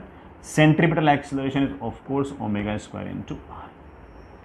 बन गया अपना काम। तो बेटा यहाँ पर एक छोटा सा अप्रोक्सीमेशन लगेगा, आप जानते हो डी थीटा इतना छोटा है कि साइन डी थीटा और डी थीटा आपका कैंसिल। मैं आपको कई बार बता चुका हूँ कि अगर आपका एंगल छोटा है तो हम कह सकते हैं कि sine x is nearly equal to x। बेटा सिर्फ और सिर्फ कब, जब आपका x वेरी स्मॉल हो। अपना एंगल थोड़ा डी थीटा वैसे बहुत छोटा है, और इन दोनों को कैंसिल करते ही टेंशन की वैल्यू मेरे पास बड़े प्यार से आ गई है m omega square r upon 2 हमारे पास टेंशन की वैल्यू आ गई है m omega square r upon 2 अच्छा आंसर है, बढ़िया आंसर है, हमें एग्जैक्टली बेटा इसका आइडिया होना भी चाहिए था। ठीक है बच्चों, आई रियली होप बेटा सारा सवाल आपको समझ में आ गया होगा, सारी कैलकुलेशन भी आपको पल्ले पड़ गई होगी। ये वाला सवाल थोड़ा सा अच्छा है, दोबारा भी इसको आप देख सकते हो, है ना, नोट डाउन करने से पहले एक बार इसको आपको फिर से रिविजिट भी कर सकते हो।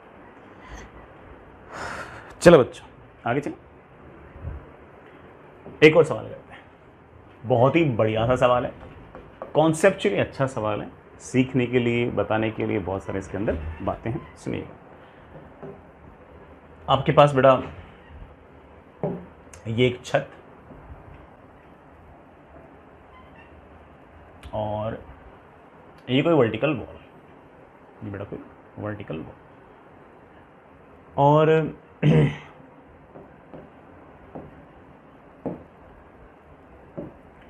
एक हॉरिजॉन्टल स्ट्रिंग ऐसे है, एक हॉरिजॉन्टल स्ट्रिंग ऐसे है। इस हॉरिजॉन्टल स्ट्रिंग से हम लोगों ने एक पार्टिकल बांध रखा है ऐसे।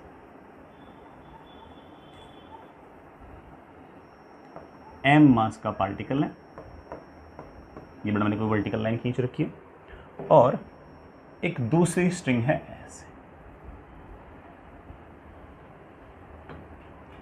दूसरी वाली जो स्ट्रिंग है उसका ये वर्टिकल और ये वाला एंगल थीटा, बांध रखा है इस m मास के पार्टिकल को। ठीक, this is string 1, this is string 2, these are two ideal strings. बेटा स्ट्रिंग 2 हॉरिजॉन्टल है और स्ट्रिंग 1 जो है वर्टिकल के साथ एंगल थीटा पे, और m मास के पार्टिकल को अपने ऐसे बांध रखा है। सवाल के दो पार्ट हैं, पहले वाला पार्ट का तो सर्कुलर मोशन से कोई लेना देना है ही नहीं। सवाल है find tensions in the strings. बेटा दोनों स्ट्रिंग्स के अंदर टेंशन बताइए। ठीक है, तो बहुत ही ट्रिवियल सवाल हो गया है, तो आप कहोगे सर तुमने बिल्कुल बहुत पहले न्यूटन्स लॉज ऑफ मोशन में कर रखा है। सबसे पहले नीचे की तरफ आएगा mg, एक मिनट बेटा, हाँ सबसे पहले आएगा नीचे की तरफ mg, ये रस्सी अपनी तरफ किसी न किसी फोर्स से खींचेगी, लेट्स दैट इज T2, ये रस्सी अपनी तरफ खींचेगी किसी न किसी फोर्स से, let's that is T1, and let's that this angle is theta. हमने इस तरह के सवाल न्यूटन्स लॉ के अंदर बिल्कुल शुरुआत में इक्विलिब्रियम वगैरह के टाइम किए भी थे। कौन से फोर्सेस हैं? सबसे पहले बेटा नीचे की तरफ तो mg है, इधर की तरफ T2 है, ऊपर की तरफ T1 का cos थीटा है, और इधर की तरफ T1 का sin थीटा। अब हमने क्या किया कि हम जानते हैं कि हमारा जो पार्टिकल है तो बंधा हुआ है, और अगर बंधा हुआ है तो मतलब इक्विलिब्रियम पे है, तो ऊपर का फोर्स बराबर नीचे का फोर्स, लेफ्ट का फोर्स बराबर राइट का फोर्स। तो मैं कह सकता हूँ कि T1 का cos theta should be equal to mg। ले बेटा T1 तो आ गया, T1 की वैल्यू आ गई है mg sec थीटा, लेफ्ट का फोर्स बराबर राइट का फोर्स, तो T2 की वैल्यू आ गई T1 का साइन थीटा, तो ये वाली वैल्यू मेरे पास आ गई है mg tan थीटा। आप भी सोच रहे होंगे सर ये वाला सवाल क्यों कराया आपने, ये तो पहले से पता ही था। हाँ बेटा ठीक है, मैं जानता हूँ कि आपको पता था। इसमें दूसरा वाला जो पार्ट है वो ज़्यादा इंपॉर्टेंट है मेरे लिए। मैं सवाल में ये कह रहा हूँ कि मैंने स्ट्रिंग 2 को काट दिया, स्ट्रिंग 2 को काटते ही स्ट्रिंग 1 में टेंशन कितनी होगी, ये सवाल है। स्ट्रिंग 2 को काट दिया, स्ट्रिंग 2 को काटते ही स्ट्रिंग 1 में टेंशन क्या होगी। भाई स्ट्रिंग 2 को कट करोगे तो ऑब्वियस बात है स्ट्रिंग 2 में तो टेंशन 0 हो जाएगी। यहाँ पर अगर स्प्रिंग होती तो हम जानते हैं स्प्रिंग में अचानक से टेंशन चेंज नहीं होती, लेकिन तो स्ट्रिंग है, स्ट्रिंग में अचानक से टेंशन चेंज हो सकती है। वो टेंशन कितनी होगी ये मैंने आपसे पूछा है। तो चलिए बच्चों मैं अगले पेज पे आ जाऊँ।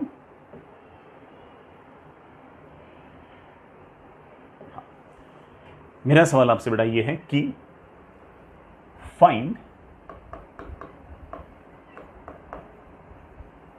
Tension in string 1 just after cutting string 2। String 2 को जस्ट काटते स्ट्रिंग 1 में टेंशन क्या होगी। तूने बेटा जैसे ही इसको कट किया, जैसे ही इसको कट किया, हाँ जैसे ही इसको कट किया इसमें टेंशन तो हो गई 0। अब मैं जानता हूं कि ये वाला जो पॉइंट है ना ये तो सर्कल के सेंटर की तरह काम करेगा, और ये m मास का जो पार्टिकल है ये मोर और लेस बेटा ऐसे ऐसे घूमेगा। अब इसका मोशन सर्कुलर होगा, भले ही पूरा सर्कल कंप्लीट ना करे लेकिन होगा तो सर्कुलर, क्योंकि बेटा यहाँ से यहाँ तक डिस्टेंस क्या होनी चाहिए, फिक्स होनी चाहिए। ये यूँ जाएगा, स्पीड बढ़ेगी फिर घटेगी फिर बढ़ेगी फिर घटेगी। अब देखते हैं, बड़े आराम से देखते हैं। सुनना बेटा, इस m मास के ब्लॉक पर कौन से फोर्सेज हैं, mg है और टेंशन है। इस टेंशन मैंने T1 लिख दिया। इस बार ये वाली गलती तो मैं कर ही नहीं सकता कि T1 का cos theta equals to mg। Sir क्यों नहीं कर सकते, क्योंकि मैं जानता हूं कि इस बार वर्टिकल डायरेक्शन में नेट फोर्स 0 नहीं है, क्योंकि मैं जानता हूं कि इस बार पार्टिकल के पास एक्सेलरेशन और पार्टिकल मूव करेगा। और वो तो तुम भी जानते हो कि थोड़ी देर बाद में वाला पार्टिकल नीचे आ जाएगा, अभी तो कोई वेलोसिटी है नहीं इसके पास, और थोड़ी देर बाद में वाला पार्टिकल नीचे आ जाएगा, तो ऑब्वियस बात है कि नीचे की तरफ कोई ना कोई एक्सेलरेशन तो रहा होगा। तो सर फिर कैसे करें, मेरे पास एक प्लान है। जब मुझे पता लग गया कि ये वाला पॉइंट सेंटर है, तो इसका मतलब इस पार्टिकल का मोशन उस सेंटर के अबाउट सर्कुलर होना चाहिए। सर्कुलर होना चाहिए तो दो डायरेक्शन लेता हूँ, एक तो रेडियल और एक टेंजेंशियल। और रेडियल और टेंजेंशियल डायरेक्शन में न्यूटन से लगाने की कोशिश करता हूँ, कुछ ना कुछ तो बन जाएगा। ये हमारी रेडियल डायरेक्शन, ये हमारी टेंजेंशियल डायरेक्शन। ये एंगल थीटा, तो बेटा ये वाला एंगल भी थीटा। mg के दो कंपोनेंट आएंगे, ये वाला कंपोनेंट आएगा mg का cos थीटा, और ये वाला कंपोनेंट आएगा mg का sin थीटा। Fair enough. अब मैं जानता हूं कि ये वाला जो पार्टिकल है इसके लिए ये वाला जो डायरेक्शन है ना, ये रेडियल डायरेक्शन है, और ये वाला डायरेक्शन आपके पास टेंजेंशियल डायरेक्शन है। नाम भी लिख देता हूं, this direction is tangential direction and this direction is your radial direction. जब भी हम सर्कुलर मोशन के सवाल करते हैं तब बेटा हम दो डायरेक्शन में बहुत ही इंटरेस्टेड रहते हैं। बेटा कौन से डायरेक्शन, रेडियल डायरेक्शन और टेंजेंशियल डायरेक्शन। ये सेंटर है, इसके वजह से मोशन सर्कुलर होगा। अब देखो, जस्ट छोड़ा है, जस्ट छोड़ा है, छोड़ते ही बेटा वेलोसिटी कितनी होगी, 0। छोड़ते तो वेलोसिटी तो 0 होगी, भले एक्सेलरेशन 0 ना, वेलोसिटी 0 होगी।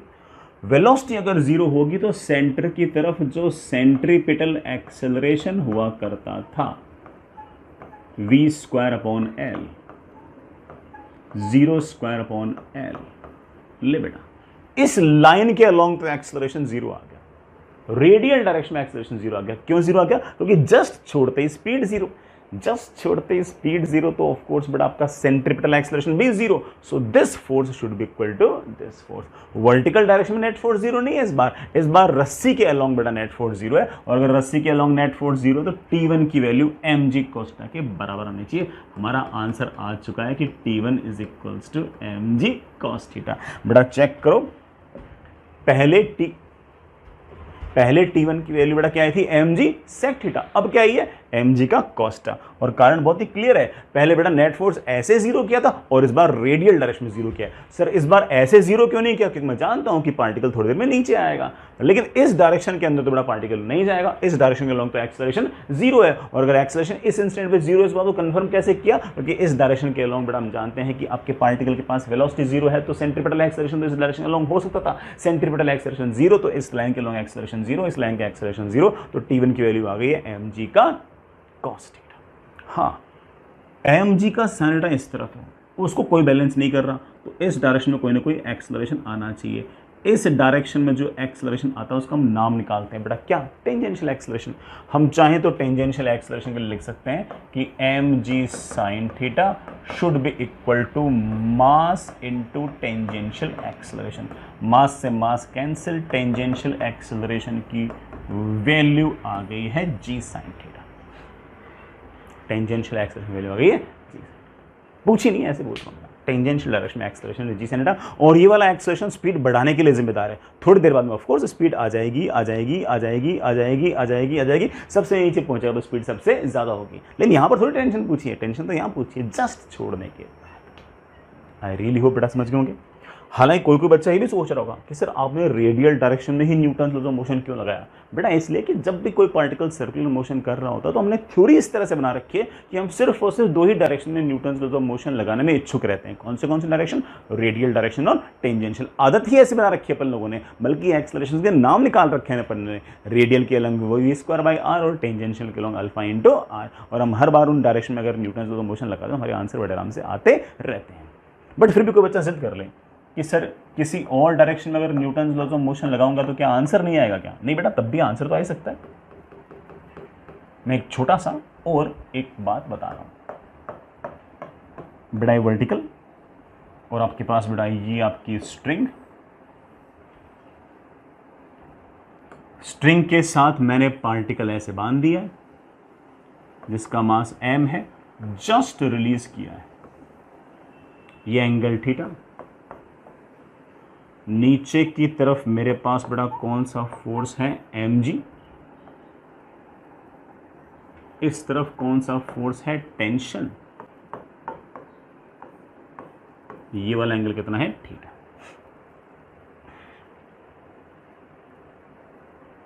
ठीक है ना, जहां तक मेरे ख्याल से कोई दिक्कत नहीं होगी। अब कोई बच्चा कह दे कि सर मैं तो वर्टिकल डायरेक्शन में न्यूटन लॉ ऑफ मोशन लगाऊंगा। बेटा लगा सकते हो, मुझे कोई इसमें इतना इश्यू नहीं है, मतलब मैं ऐसा मना नहीं करूंगा कि आप नहीं लगा सकते हो।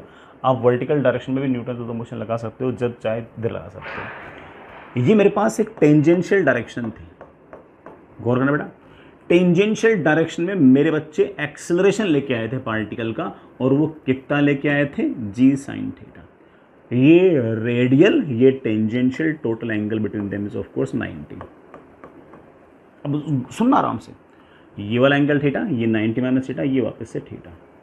अब मेरे बच्चे जिद्दी करने लग गए कि सर पार्टिकल का एक्सेलरेशन जी साइन थीटा, ऐसे मान ली आपकी बात, लेकिन सर मैं वर्टिकल और हॉरिजॉन्टल में न्यूटन लॉज ऑफ मोशन लगाऊं तो बेटा लगा सकते हो, मना नहीं है। अब सुनना, इस एक्सेलरेशन की मैं दो कंपोनेंट कर रहा हूं, इधर की तरफ आएगा जी साइन थीटा का कॉस थीटा, और इधर की तरफ कंपोनेंट आएगा जी साइन थीटा का भी साइन थीटा। कोई बच्चा कहता है कि सर वर्टिकल डायरेक्शन में न्यूटन लॉ ऑफ मोशन लगाओ। लो बच्चों, तुम इतनी जिद करोगे तो मैं लिख दूंगा वर्टिकल डायरेक्शन में टी का कॉस्टा इक्वल टू mg नहीं लिख सकता बेटा, क्योंकि पार्टिकल का एक्सेलरेशन नीचे की तरफ है, जी साइन स्क्वायर थीटा। एक्सेलरेशन है नीचे की तरफ, तो नीचे की तरफ फोर्स आएगा mg माइनस टी का cos theta should be equal to mass into नीचे की तरफ एक्सेलरेशन, नीचे की तरफ एक्सेलरेशन है g times sine square theta. बेटा टी कॉस्टा की वैल्यू आ गई है M G 1 minus sine square theta. बेटा 1 minus sine square theta is cos square theta. Tension की वैल्यू मेरे पास आ गई है एम जी कॉस थीटा। कोई बच्चा कहते सर हॉरिजॉन्टल में इक्वेशन लगा दूं, लगवा दो, ये तो बड़ा इश्यू नहीं, लगा दो। हॉरिजॉन्टल डायरेक्शन में मेरे पास है टेंशन का साइन थीटा, टेंशन का साइन थीटा। एम जी का तो कोई कंपोनेंट इस तरफ है नहीं, should be equal to mass into इस तरफ एक्सेलरेशन। कितना इस तरफ एक्सेलरेशन? जी साइन थीटा का cos theta, G sine theta का कॉस थीटा। बेटा साइन थीटा कैंसिल, वापस से आपका आंसर आ गया tension equals to M G cos theta. I really hope बेटा तुम सारी की सारी बात इसमें समझ गए होंगे। मैं ये नहीं कह रहा कि इस तरह से इक्वेशंस लगानी है आपको तो सर्कुलर मोशन में सिर्फ और सिर्फ दो ही डायरेक्शन में इक्वेशन लगानी है, रेडियल डायरेक्शन में और टेंजेंशियल डायरेक्शन में, और मस्त रहना है। सर आपने जानबूझ के वर्टिकल और हॉरिजॉन्टल क्यों किया इस सवाल के अंदर? क्योंकि किसी बच्चे को लग सकता था ऐसा कि सर ना किसी और डायरेक्शन में लगाने से क्या आंसर आएगा क्या? हम आएगा, क्यों नहीं आएगा? अगर आप इक्वेशन सही लिखते हो तो आंसर तो आएंगे आएंगे, है ना। लेकिन हमें आदत क्या डालनी है? सिर्फ और सिर्फ रेडियल और टेंजेंशियल डायरेक्शन में ही न्यूटन्स लॉ लगाने की आदत हम लोगों को डालनी है। ठीक है, चलेगा अपना काम यार, आगे चलते हैं। चलिए बच्चों एक सवाल और करते हैं, बढ़िया सा अच्छा सा सवाल अपन एक और करते हैं।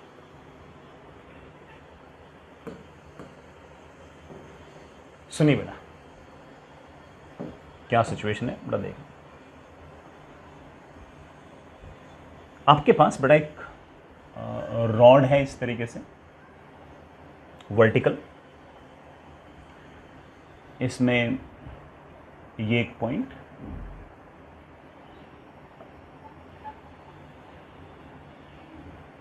ये दूसरा पॉइंट, इन दोनों पॉइंट्स के बीच जो सेपरेशन है वो 8 मीटर है।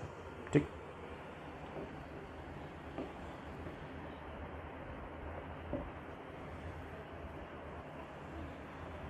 ये बड़ा बीचों बीच मैंने एक परपेंडिकुलर खींच रखा है, यहां कहीं मेरे पास एक एम मास है, ये एम मास इस पॉइंट से एक स्ट्रिंग से जुड़ा हुआ है और इस पॉइंट से भी एक स्ट्रिंग से जुड़ा हुआ है। दोनों स्ट्रिंग्स की लेंथ 5-5 मीटर है, ये 5 मीटर की, ये 5 मीटर, ठीक है। ये 5 हो जाएगा बेटा, ये 4 हो जाएगा, तो बाई पाइथागोरस बेटा आपका 3 हो जाएगा। इस रस्सी में मुझे टेंशन पता है, इस रस्सी में टेंशन है 200 न्यूटन, और ये एम मास का जो ब्लॉक है इसमें एम की वैल्यू बेटा 4 kg है। यहां तक बेटा सारी सिचुएशन क्लियर है, ठीक है। अब हमने क्या किया, दोनों रस्सियों से बांधकर इस एम मास को ऐसे इस 3 मीटर रेडियस के सर्कल में घुमाया। समझे इस बात को बेटा? दोनों रस्सियां अपन ने ऐसे बांध दी, अब इस पार्टिकल को यूं घुमा रहे हैं ऐसे, किसी ने किसी एंगुलर वेलोसिटी ओमेगा से, या बेटा किसी ने किसी स्पीड v से। क्लियर ना? कुछ सवाल है बेटा, दोनों रस्सियां जो है बोथ स्ट्रिंग्स बड़ा टाइट है, बोथ स्ट्रिंग्स और टाउट लिख दो बेटा, टाइट लिख दो। एक बात, ऊपर वाला टाइट है बेटा, उसमें टेंशन 200 न्यूटन दिखा रखी है, नीचे वाले भी tight. Find angular velocity and speed of 4 kg object. दूसरा सवाल बेटा, find tension in second string. बेटा जो दूसरी रस्सी है ना उसमें कितनी टेंशन होगी ये बताओ। बिल्कुल करेंगे, आराम से करेंगे। सुनना बेटा, ये 5 है, ये 5 है, तो बेटा ऑफ कोर्स ये लेंथ आपके पास 4 है, ये लेंथ आपके पास 4 है, तो ये लेंथ आपके पास बड़ा ऑब्वियस बात है 3 है। तो दोनों के दोनों पार्टिकल जो है वो 3 मीटर के रेडियस के सर्कल में इस तरह से घूम रहे हैं। ठीक है बच्चों, इस एम मास के पार्टिकल पर कौन से फोर्स? सबसे पहले बेटा नीचे की तरफ तो एम जी, ये अपनी तरफ जो फोर्स लगा रखा है वो मैंने दिखाई दिया है, ये अपनी तरफ बड़ा जो फोर्स लगाएगा मुझे निकालना है। मैं इसको एक बार के लिए T2 लिख देता हूँ। एंगल वैंगल और देख लो बड़ा, अगर ये 3 है ये 4 है तो ऑफ कोर्स बड़ा this angle comes out to be 37 degree. ये वाला एंगल 37 डिग्री, तो ये वाला एंगल भी बड़ा आपके पास 37 डिग्री। चलो बच्चों, मैं इस FBD को अलग से बना दूँ, ठीक। तो हमारे पास ये M मास का ब्लॉक बड़ा मेरे ख्याल से 4 kg था, तो सबसे पहले नीचे की तरफ mg दैट इज 40 न्यूटन, ये वर्टिकल लाइन। ये रस्सी अपनी तरफ खींच रही है 200 न्यूटन से, और ये वाला एंगल है मेरे पास 37 डिग्री। नीचे वाली रस्सी अपनी तरफ खींच रही है किसी न किसी टेंशन T2 से, जो मुझे निकालनी है, और उसका भी बड़ा ये वाला एंगल आपके पास 37 डिग्री। ये बड़ा आपका हॉरिजॉन्टल प्लेन है। इस हॉरिजॉन्टल प्लेन के अंदर इस पार्टिकल के पास अंदर की तरफ एक एक्सेलरेशन है that is omega square into radius या फिर v स्क्वायर अपॉन रेडियस, ठीक है। चलिए बच्चों, इस पार्टिकल के अगर मैं FBD बनाऊं, उसको अगर और ढंग से बनाऊं तो मेरे पास कौन से फोर्सेज आ रहे हैं। 200 का ऊपर की तरफ आएगा, 200 का cos 37, बेटा cos 37 इज आई थिंक 4/5, तो ये आ गया 160 न्यूटन। 200 का इस तरफ एक कंपोनेंट आएगा दैट इज 200 का sin 37 इज आई थिंक बेटा 3/5, तो ये आ गया 120 न्यूटन। T2 के दो कंपोनेंट आएंगे, नीचे की तरफ आएगा T2 का cos 37, इधर की तरफ आएगा T2 का sin 37। mg बेटा पहले से ही है 40। फोर्सेस तो मैंने सारे दिखा दिए। हाँ, वर्टिकल डायरेक्शन में कोई एक्सेलरेशन नहीं है, इधर की तरफ एक्सेलरेशन है जिसकी वैल्यू है ओमेगा स्क्वायर इंटू रेडियस, बड़ा रेडियस इज 3। अब बन गया अपना काम बेटा। वर्टिकल डायरेक्शन में पार्टिकल ना तो ऊपर जा रहा ना नीचे जा रहा है, तो ऑब्वियस बात है कि वर्टिकल डायरेक्शन तो हम बड़े आराम से कह सकते हैं कि ऊपर का फोर्स बराबर नीचे का फोर्स, तो 160 should be equal to 40 plus 4 times T/5। उधर गया तो मेरे पास आ गया 120 इज इक्वल्स टू 4T/5। बेटा T की वैल्यू आ गई 12 पंजो 60, 600 4 150। टेंशन की वैल्यू आ गई बेटा 150 न्यूटन। बेटा T2 अपना D2, नीचे वाली रस्सी में टेंशन आ गई बेटा कितनी 150 न्यूटन। सर ओमेगा भी निकालना है, बेटा ओमेगा निकालना है तो इस तरफ हॉरिजॉन्टल डायरेक्शन के अंदर न्यूटन मोशन लगाता हूँ। जैसे ही मेरे बच्चों मैंने हॉरिजॉन्टल डायरेक्शन में पूछा कि बेटा कौन से फोर्स हैं, तो आप बोलो सर दोनों ही टेंशन के ये वाले कंपोनेंट, कौन से sin 37 वाले। तो एक तो मेरे पास हो गया है 120 न्यूटन तो है ही है बेटा, दूसरा मेरे पास 3/5 of T2, T2 is 150। This is the net force is 120 plus बेटा इससे कैंसिल 90, कितना 210 न्यूटन आ गया क्या। This is the net force, एक बार चेक करना बेटा, ठीक है 5 210 न्यूटन हॉरिजॉन्टल डायरेक्शन में नेट फोर्स है and it must be equals to mass into acceleration. Mass है बेटा इसका 4 kg, एक्सेलरेशन है इसके पास इस तरफ ओमेगा स्क्वायर इंटू रेडियस, बेटा रेडियस इज 3। ओमेगा स्क्वायर की बेटा मेरे पास वैल्यू आ गई दैट इज 210 अपॉन 4 इंटू 3, बेटा दैट इज 70/4। तो अगर आप मुझसे सिर्फ और सिर्फ एंगुलर वेलोसिटी पूछोगे तो मैं कहूँगा बेटा angular velocity is basically √70/2 radian पर सेकेंड। बेटा कैलकुलेशन चेक कर लेना, ठीक है, मैंने तो मेरे ख्याल से ही किए। सर स्पीड भी निकालनी थी अपन को, बेटा स्पीड निकालनी थी तो इसको तुम mv²/r भी लिख सकते थे, या फिर ऐसे बोल सकते हो कि सर मैं v को डायरेक्ट लिख दूंगा that is omega into R. Omega है मेरे पास √70/2 इंटू रेडियस है 3, answer will be of course in meter per second. ये बड़ा आपका स्पीड है, स्पीड पूछो ओमेगा पूछो सब काम हो जाएगा। इवन ये जो पार्टिकल जिस सर्कल में मूव कर रहा है, हम उस सर्कल के अंदर इस पार्टिकल का जो मोशन है उसका टाइम पीरियड भी निकाल सकते हैं। अगर कोई मुझसे पूछ रहे कि सर टाइम पीरियड क्या होगा, तो बेटा जब ओमेगा आ गया टाइम पीरियड निकालने में कौन सा इशू है, हम लिख सकते हैं कि टाइम पीरियड इज बेसिकली 2π/ओमेगा दैट इज 2π/ओमेगा। बाई ओमेगा करूँगा तो 2 तो ऊपर आ जाएगा और √70 नीचे आ जाएगा, इतने सेकेंड्स। तो आप कह सकते हो कि 4π डिवाइडेड बाई √70 सेकेंड्स बेटा इसका टाइम पीरियड आएगा। कोई मगर मुझसे पूछे सर फ्रीक्वेंसी क्या आएगी, एंगुलर फ्रीक्वेंसी नहीं, फ्रीक्वेंसी, तो फ्रीक्वेंसी वाले केस में आप कह सकते हो कि sir frequency is basically 1/t। इसकी यूनिट अगर किसी को याद हो तो बड़ा अपन हर्ट्ज लिया करते हैं, ठीक। तो ऐसे बहुत सारे सवाल पूछ सकते हैं। अगर एक बार ओमेगा आ गया तो फिर तो हम कैपेबल हैं कि हम सारे काम कर सकते हैं, सारी चीज़ें बड़े आराम से इत्मीनान से निपटा सकते हैं, ठीक है बच्चों। आगे चलते हैं, चलिए बच्चों आगे चलते हैं। और नेक्स्ट इज एक थोड़ा टफ सा सवाल और करते हैं, काफ़ी टफ सा, ठीक है ना। लेकिन खैर आपको नहीं करना, मुझे ही करना है। ये जो सवाल है ये एक्चुअली हमारे जो पहले वाले सवाल था उसका मॉडिफिकेशन है। जैसे मान लो कि ये वाला सवाल है, इस सिचुएशन में मैं क्या करूँगा कि इनिशियल एंगुलर वेलोसिटी नहीं दूंगा, मैं कह दूंगा कि इनिशियल एंगुलर वेलोसिटी 0 है और मैं इसको एंगुलर एक्सेलरेशन दे दूंगा, अल्फा दे दूंगा। अगर अल्फा दूंगा तो लगातार ओमेगा बढ़ेगा, लेकिन जैसे ओमेगा लगातार बढ़ेगा अब बेटा कहानी में आपका सेंट्रीपिटल एक्सेलरेशन भी आएगा और टेंजेंशियल भी आएगा। तो सिचुएशन को सोचना थोड़ा सा बड़ा इस बार मुश्किल हो जाएगा। तो आराम से इत्मीनान से बेटा ये वाला सवाल करते हैं। मैं पहले बोल दूं सवाल में समय लगेगा, टेक योर टाइम, आराम से हम सारी बातें सोचते सोचते करेंगे, अपन वो कोई जल्दबाजी नहीं है। तो आपके पास बेटा एक हॉरिजॉन्टल प्लेन में एक सिचुएशन है, हॉरिजॉन्टल प्लेन के अंदर आपके पास एक रफ टेबल है बेटा, एक रफ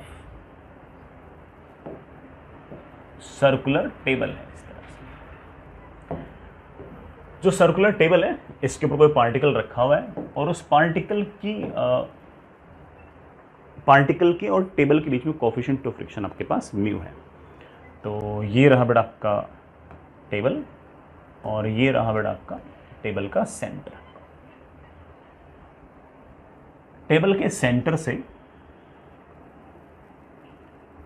स्मॉल r डिस्टेंस दूर बेटा आपने ऐसे कोई m मास का पार्टिकल रखा हुआ है। ये जो हम देख रहे हैं बेटा टॉप व्यू देख रहे हैं, ऊपर से देख रहे हैं, ठीक है। ये आपका एक तरह से टॉप व्यू है। अगर टॉप व्यू तो ऑफ कोर्स mg अंदर की तरफ, नॉर्मल बाहर की तरफ। ये सरफेस रफ है, इस ब्लॉक के और टेबल के बीच में कोएफिशिएंट ऑफ फ्रिक्शन बेटा म्यू है। इस बार ये म्यू गिवन है, उस पहले वाली सिचुएशन के अंदर म्यू हमसे पूछा गया था, इस बार म्यू गिवन है। अच्छा हाँ, इस बार आपके पास इनिशियली ये जो डिस्क थी ये रेस्ट पे थी, इनिशियली डिस्क आपकी रेस्ट पे थी और इस बार मैंने इस पूरी की पूरी डिस्क को घुमा दिया बेटा। इनिशियल ओमेगा भले ही आपका 0 हो लेकिन मैंने अब इसको घुमा दिया है। चलिए सुनिए बेटा,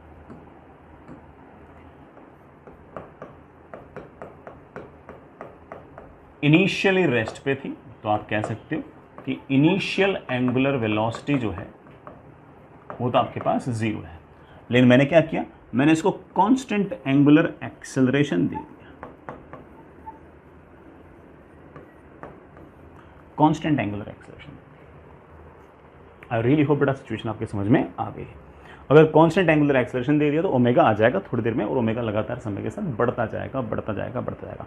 सवाल बड़ा है, मैं पार्ट्स में इसको डिवाइड कर रहा हूँ, आराम से इत्मीनान से जिस सीक्वेंस में मैं आपसे सवाल पूछूँ ना उसी सीक्वेंस में आपको उनका जवाब देना है। अगर आप उसी सीक्वेंस में अगर जवाब देते गए तो हो सकता है कि आपसे भी ये वाला सवाल बन जाए। डायरेक्ट करोगे ना तो फंस जाओगे, और अगर मैं जिस तरह से आपके लिए सवाल तोड़ के बताऊंगा तो हो सकता है कोई अच्छा बच्चा सारा सवाल कर भी दे।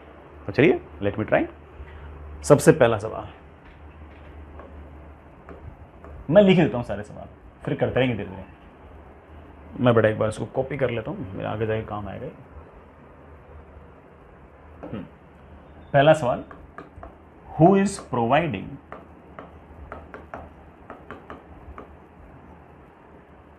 Centripetal force and tangential force. Centripetal force और टेंजेंशियल फोर्स कौन प्रोवाइड करा रहा है? सर टेंजेंशियल आएगा क्या? ऑफ कोर्स आएगा बेटा, अल्फा आ गया तो 80 तो आएगा।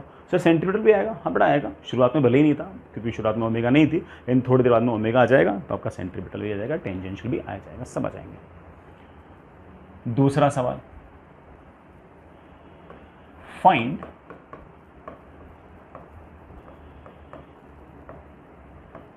acceleration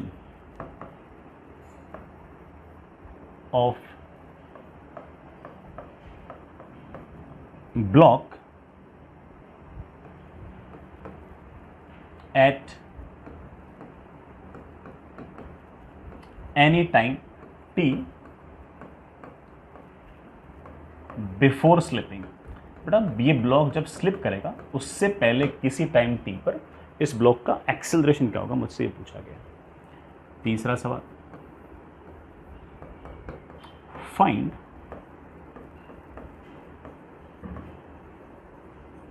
acceleration of block when it is about to slip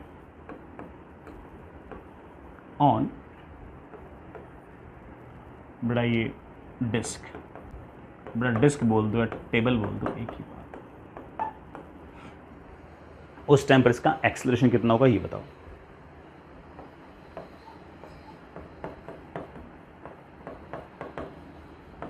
eight the time of slipping, बेटा जिस टाइम पर ये स्लिप होने वाला है, find centripetal acceleration, speed and angular velocity of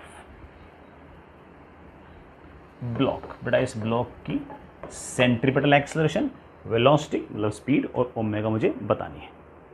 पांचवा सवाल बेटा मैं यहां ले देता हूं, find the time when block is about to slip। बेटा जब ब्लॉक जस्ट स्लिप होने वाला है उस टाइम पर उसकी स्पीड कितनी होगी, उस टाइम सॉरी किस टाइम पर वो स्लिप करेगा, वो टाइम निकालना है। छठा और बड़ा लास्ट सवाल, find angle traveled by disk या table before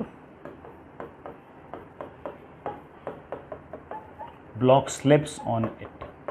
ब्लॉक इस पर स्लिप करे उससे पहले बेटा डिस्क ने कितना एंगल चल लिया, मुझसे ये पूछा गया है। तो चलो सोचते हैं। बेटा मान लो किसी टाइम टी की अगर मैं बात करूं तो किसी भी टाइम टी पर कहानी कुछ ऐसी होगी, किसी भी टाइम टी पर कहानी कुछ ऐसी होगी कि ये वाला पार्टिकल ऐसे घूम रहा होगा, घूम रहा होगा, घूम रहा होगा। सेंटर की तरफ सेंट्रीपिटल एक्सेलरेशन चाहिए होगा हॉरिजॉन्टल प्लेन में ही, और टेंजेंशियल डायरेक्शन में ऐसे बड़ा टेंजेंशियल एक्सेलरेशन चाहिए होगा। अल्फा ऐसे है तो ऐसे टेंजेंशियल एक्सेलरेशन चाहिए होगा। हॉरिजॉन्टल डायरेक्शन में, दोनों के दोनों हॉरिजॉन्टल डायरेक्शन में। अब मैं जानता हूं कि चलो ऐसे कर देखूं, ऐसे कर देखूं,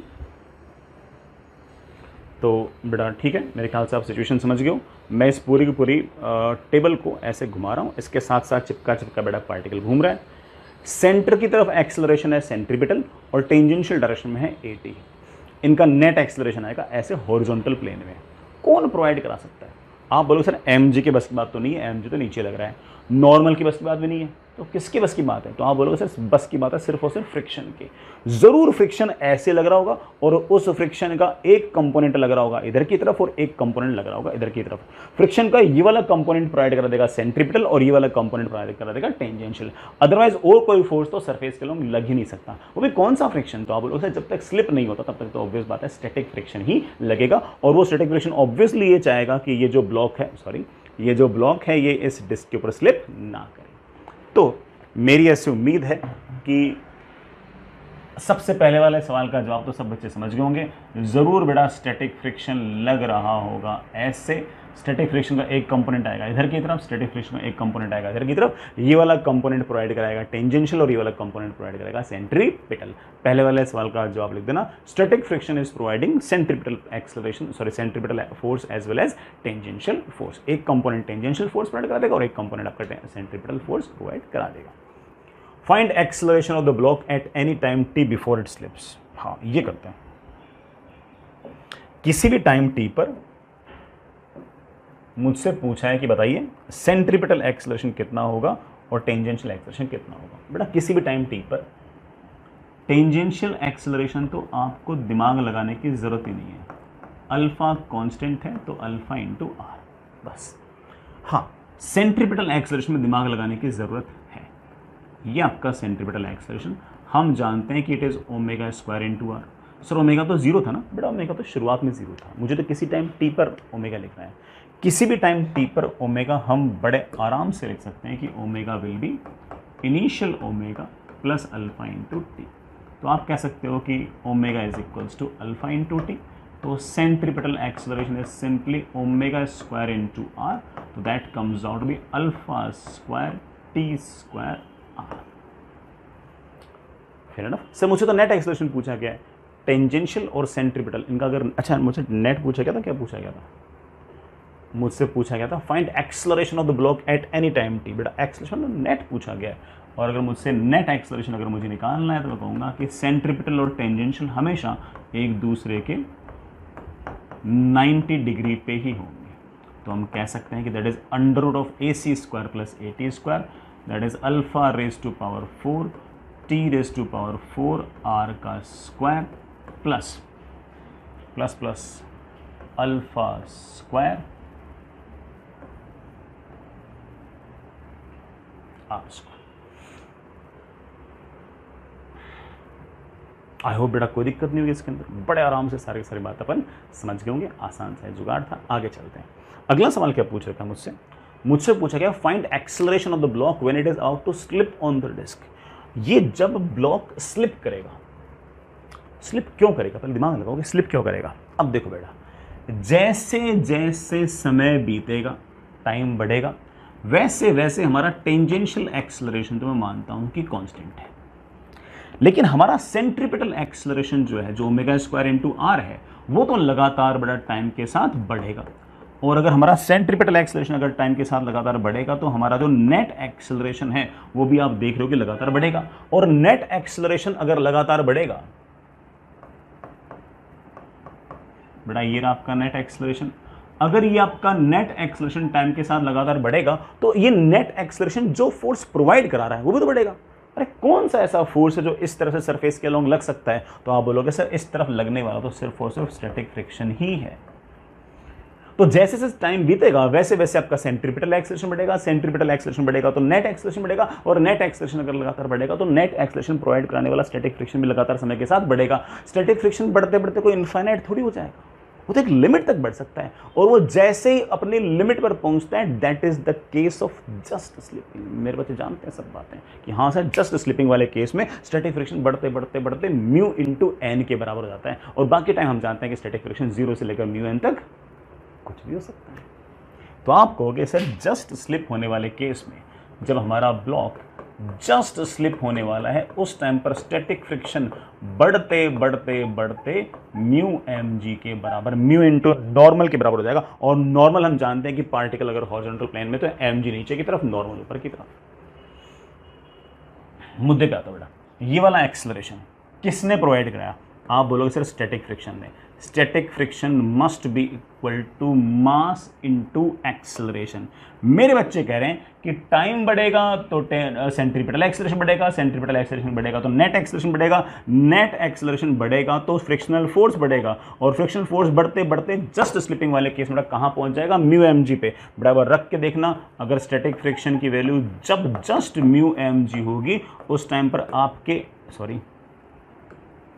आपके एक्सेलरेशन की वैल्यू बढ़ते बढ़ते बढ़ते म्यू जी के बराबर हो जाएगी। ये आपका नेट एक्सेलरेशन है बेटा, ये नेट एक्सेलरेशन जिस टाइम पर जस्ट स्लिप होने वाला होगा उस टाइम पर आपके पार्टिकल का एक्सेलरेशन म्यू जी हो जाएगा। और हम जानते हैं कि म्यू जी से ज़्यादा एक्सेलरेशन तो हो ही नहीं सकता, क्योंकि स्टैटिक फ्रिक्शन मैक्सिमम लगी कितना सकता है, म्यू एम जी, तो आपका मैक्सिमम एक्सेलरेशन ही कितना हो सकता है, म्यू जी। और जब एक्सेलरेशन बढ़ते बढ़ते बढ़ते बढ़ते म्यू जी के बराबर होगा उस टाइम पर मान लीजिए कि बेटा आपका पार्टिकल जस्ट स्लिप करने वाला है डिस्क के ऊपर। आई होप बेटा ये हमारा आंसर भी आ चुका है। चलिए बच्चों अगला सवाल क्या है, at the time of slipping find centripetal acceleration, speed, omega, सब निकाल देंगे अब तो बेटा।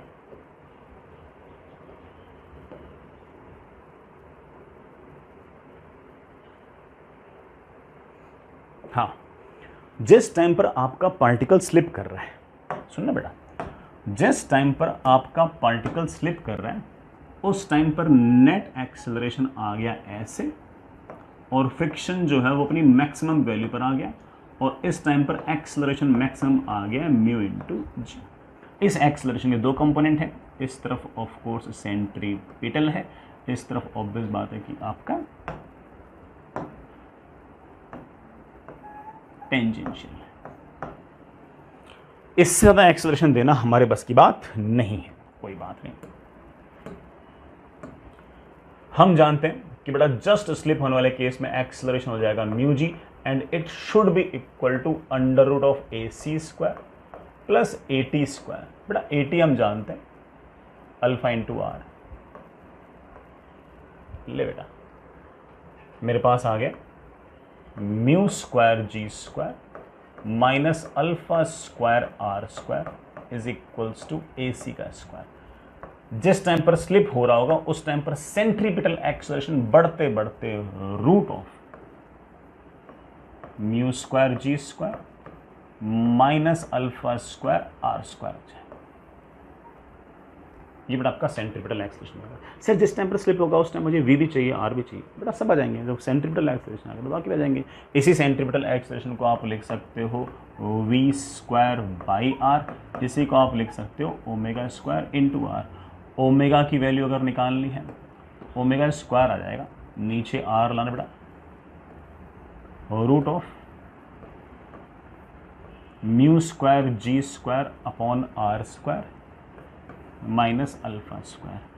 तो ओमेगा की वैल्यू आ गई है mu square ji square upon are square minus alpha square की पावर 1/4।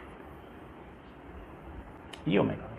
सर मुझे तो स्पीड भी चाहिए, बेटा स्पीड चाहिए तो ऐसे यूज़ कर लो, या तो ओमेगा इंटू आर कर दे, या बेटा इस आर को ऊपर ले जाओ तो तेरे पास आ जाएगा V square is equals to root of mu square ji square are square minus alpha square R की पावर 4। जिस टाइम पर स्लिपिंग होगी उस टाइम बेटा वी की वैल्यू मेरे पास आ जाएगी mu square ji square are square minus alpha square R की पावर 4 की पावर 1/4। इसको अगर मैंने बेटा आर से मल्टीप्लाई किया था तभी बेटा आपका आंसर एग्जैक्टली यही आता। ये भी आ गया। चलो बच्चों अगला सवाल क्या था बेटा, जिस टाइम पर स्लिपिंग होगी सेंट्रीपिटल एक्सेलरेशन वी ओमेगा सब आ गया। Find the time when the block is about to slip. अरे भाई वो टाइम बताओ जिस टाइम पर ये ब्लॉक आपका स्लिप होगा। अरे कर लेंगे यार। अब देखो मैं जानता हूं कि हमारी जो इनिशियल ओमेगा थी वो तो 0 थी। एंगुलर एक्सेलरेशन क्या है ये मुझे पता है, सवाल के अंदर गिवन है। जिस टाइम पर स्लिप होगा उस टाइम पर उस टाइम पर ओमेगा हम बड़ी मेहनत से निकाल चुके हैं, और टाइम मुझसे पूछा गया है। बेटा कोई ऐसा इक्वेशन है क्या जो इन सबको रिलेट करता हो? आप बोले हाँ सर बिल्कुल है। अल्फा अगर कांस्टेंट है तो हम लिख सकते हैं कि final omega is equals to initial omega plus alpha into t. बेटा ये फाइनल ओमेगा हम निकाल चुके हैं mu square ji square upon are square minus alpha square की power 1/4 should be equal to alpha into t. But एक बार check करना सही तो ना, mu square ji square upon are square minus alpha square, बिल्कुल सही है। टी की वैल्यू आ गई है mu square ji square alpha raise to power 4 are का स्क्वायर माइनस बेटा अल्फा की पावर 4 नीचे आएगी तो 1 अल्फा का स्क्वायर। बेटा कैलकुलेशन वगैरह चेक करते रहना है। ये वो टाइम है जिस टाइम पर आपकी स्लिपिंग स्टार्ट होगी। ठीक है बेटा, जिस टाइम पर आपकी स्लिपिंग स्टार्ट। ठीक है बच्चों आगे चलते हैं। सर उस टाइम तक कितना एंगल ट्रेवल कर लेगा? बेटा एंगल ट्रेवल निकाल लेगा तो जरा सोचो। शुरुआत में एंगुलर वेलोसिटी क्या है पता है, एंगुलर एक्सेलरेशन क्या है पता है, जिस टाइम पर स्लिपिंग होगी उस टाइम पर ओमेगा कितना है पता है, और जिस टाइम पर स्लिपिंग कितनी होगी उस टाइम पर कितना एंगल चल रही है वो पता करना है। क्या कोई इक्वेशन है इन सबको रिलेट करते हुए? आप बोलेगा हाँ सर बिल्कुल है। फाइनल ओमेगा का square is equals to initial omega का square plus 2 times alpha into delta theta. Final omega का स्क्वायर। बेटा फाइनल ओमेगा का स्क्वायर आएगा mu square ji square upon are square minus alpha square की power 1/2। ये तो बेटा 0 है, that is 2 times alpha into delta theta. बेटा मुझसे डेल्टा थीटा पूछा गया, तो delta theta is 1/2 alpha into mu square ji square upon are square minus alpha square की पावर हाफ। बेटा इस चाहो तो अल्फा को अंदर भी ला सकते हो, मर्जी बेटा आपकी, ठीक है। ये हमारा बेटा एक तरीके से सारे आंसर आ चुके हैं। और कोई बच्चा अगर सीक्वेंस वाइज सारे सवाल करता तो उसे इतना टफ नहीं लगता, बड़े आराम से इतना टफ सवाल भी निपटा सकता है। ठीक है बच्चों, समझ गए होंगे इस बात को। अच्छा बेटा मैं एक बात और बोल दूं, इसके बेसिस पर आप है ना वर्टिकल सर्कुलर मोशन जो हेडिंग है ना उससे पहले तक के सारे सवाल कर सकते हो।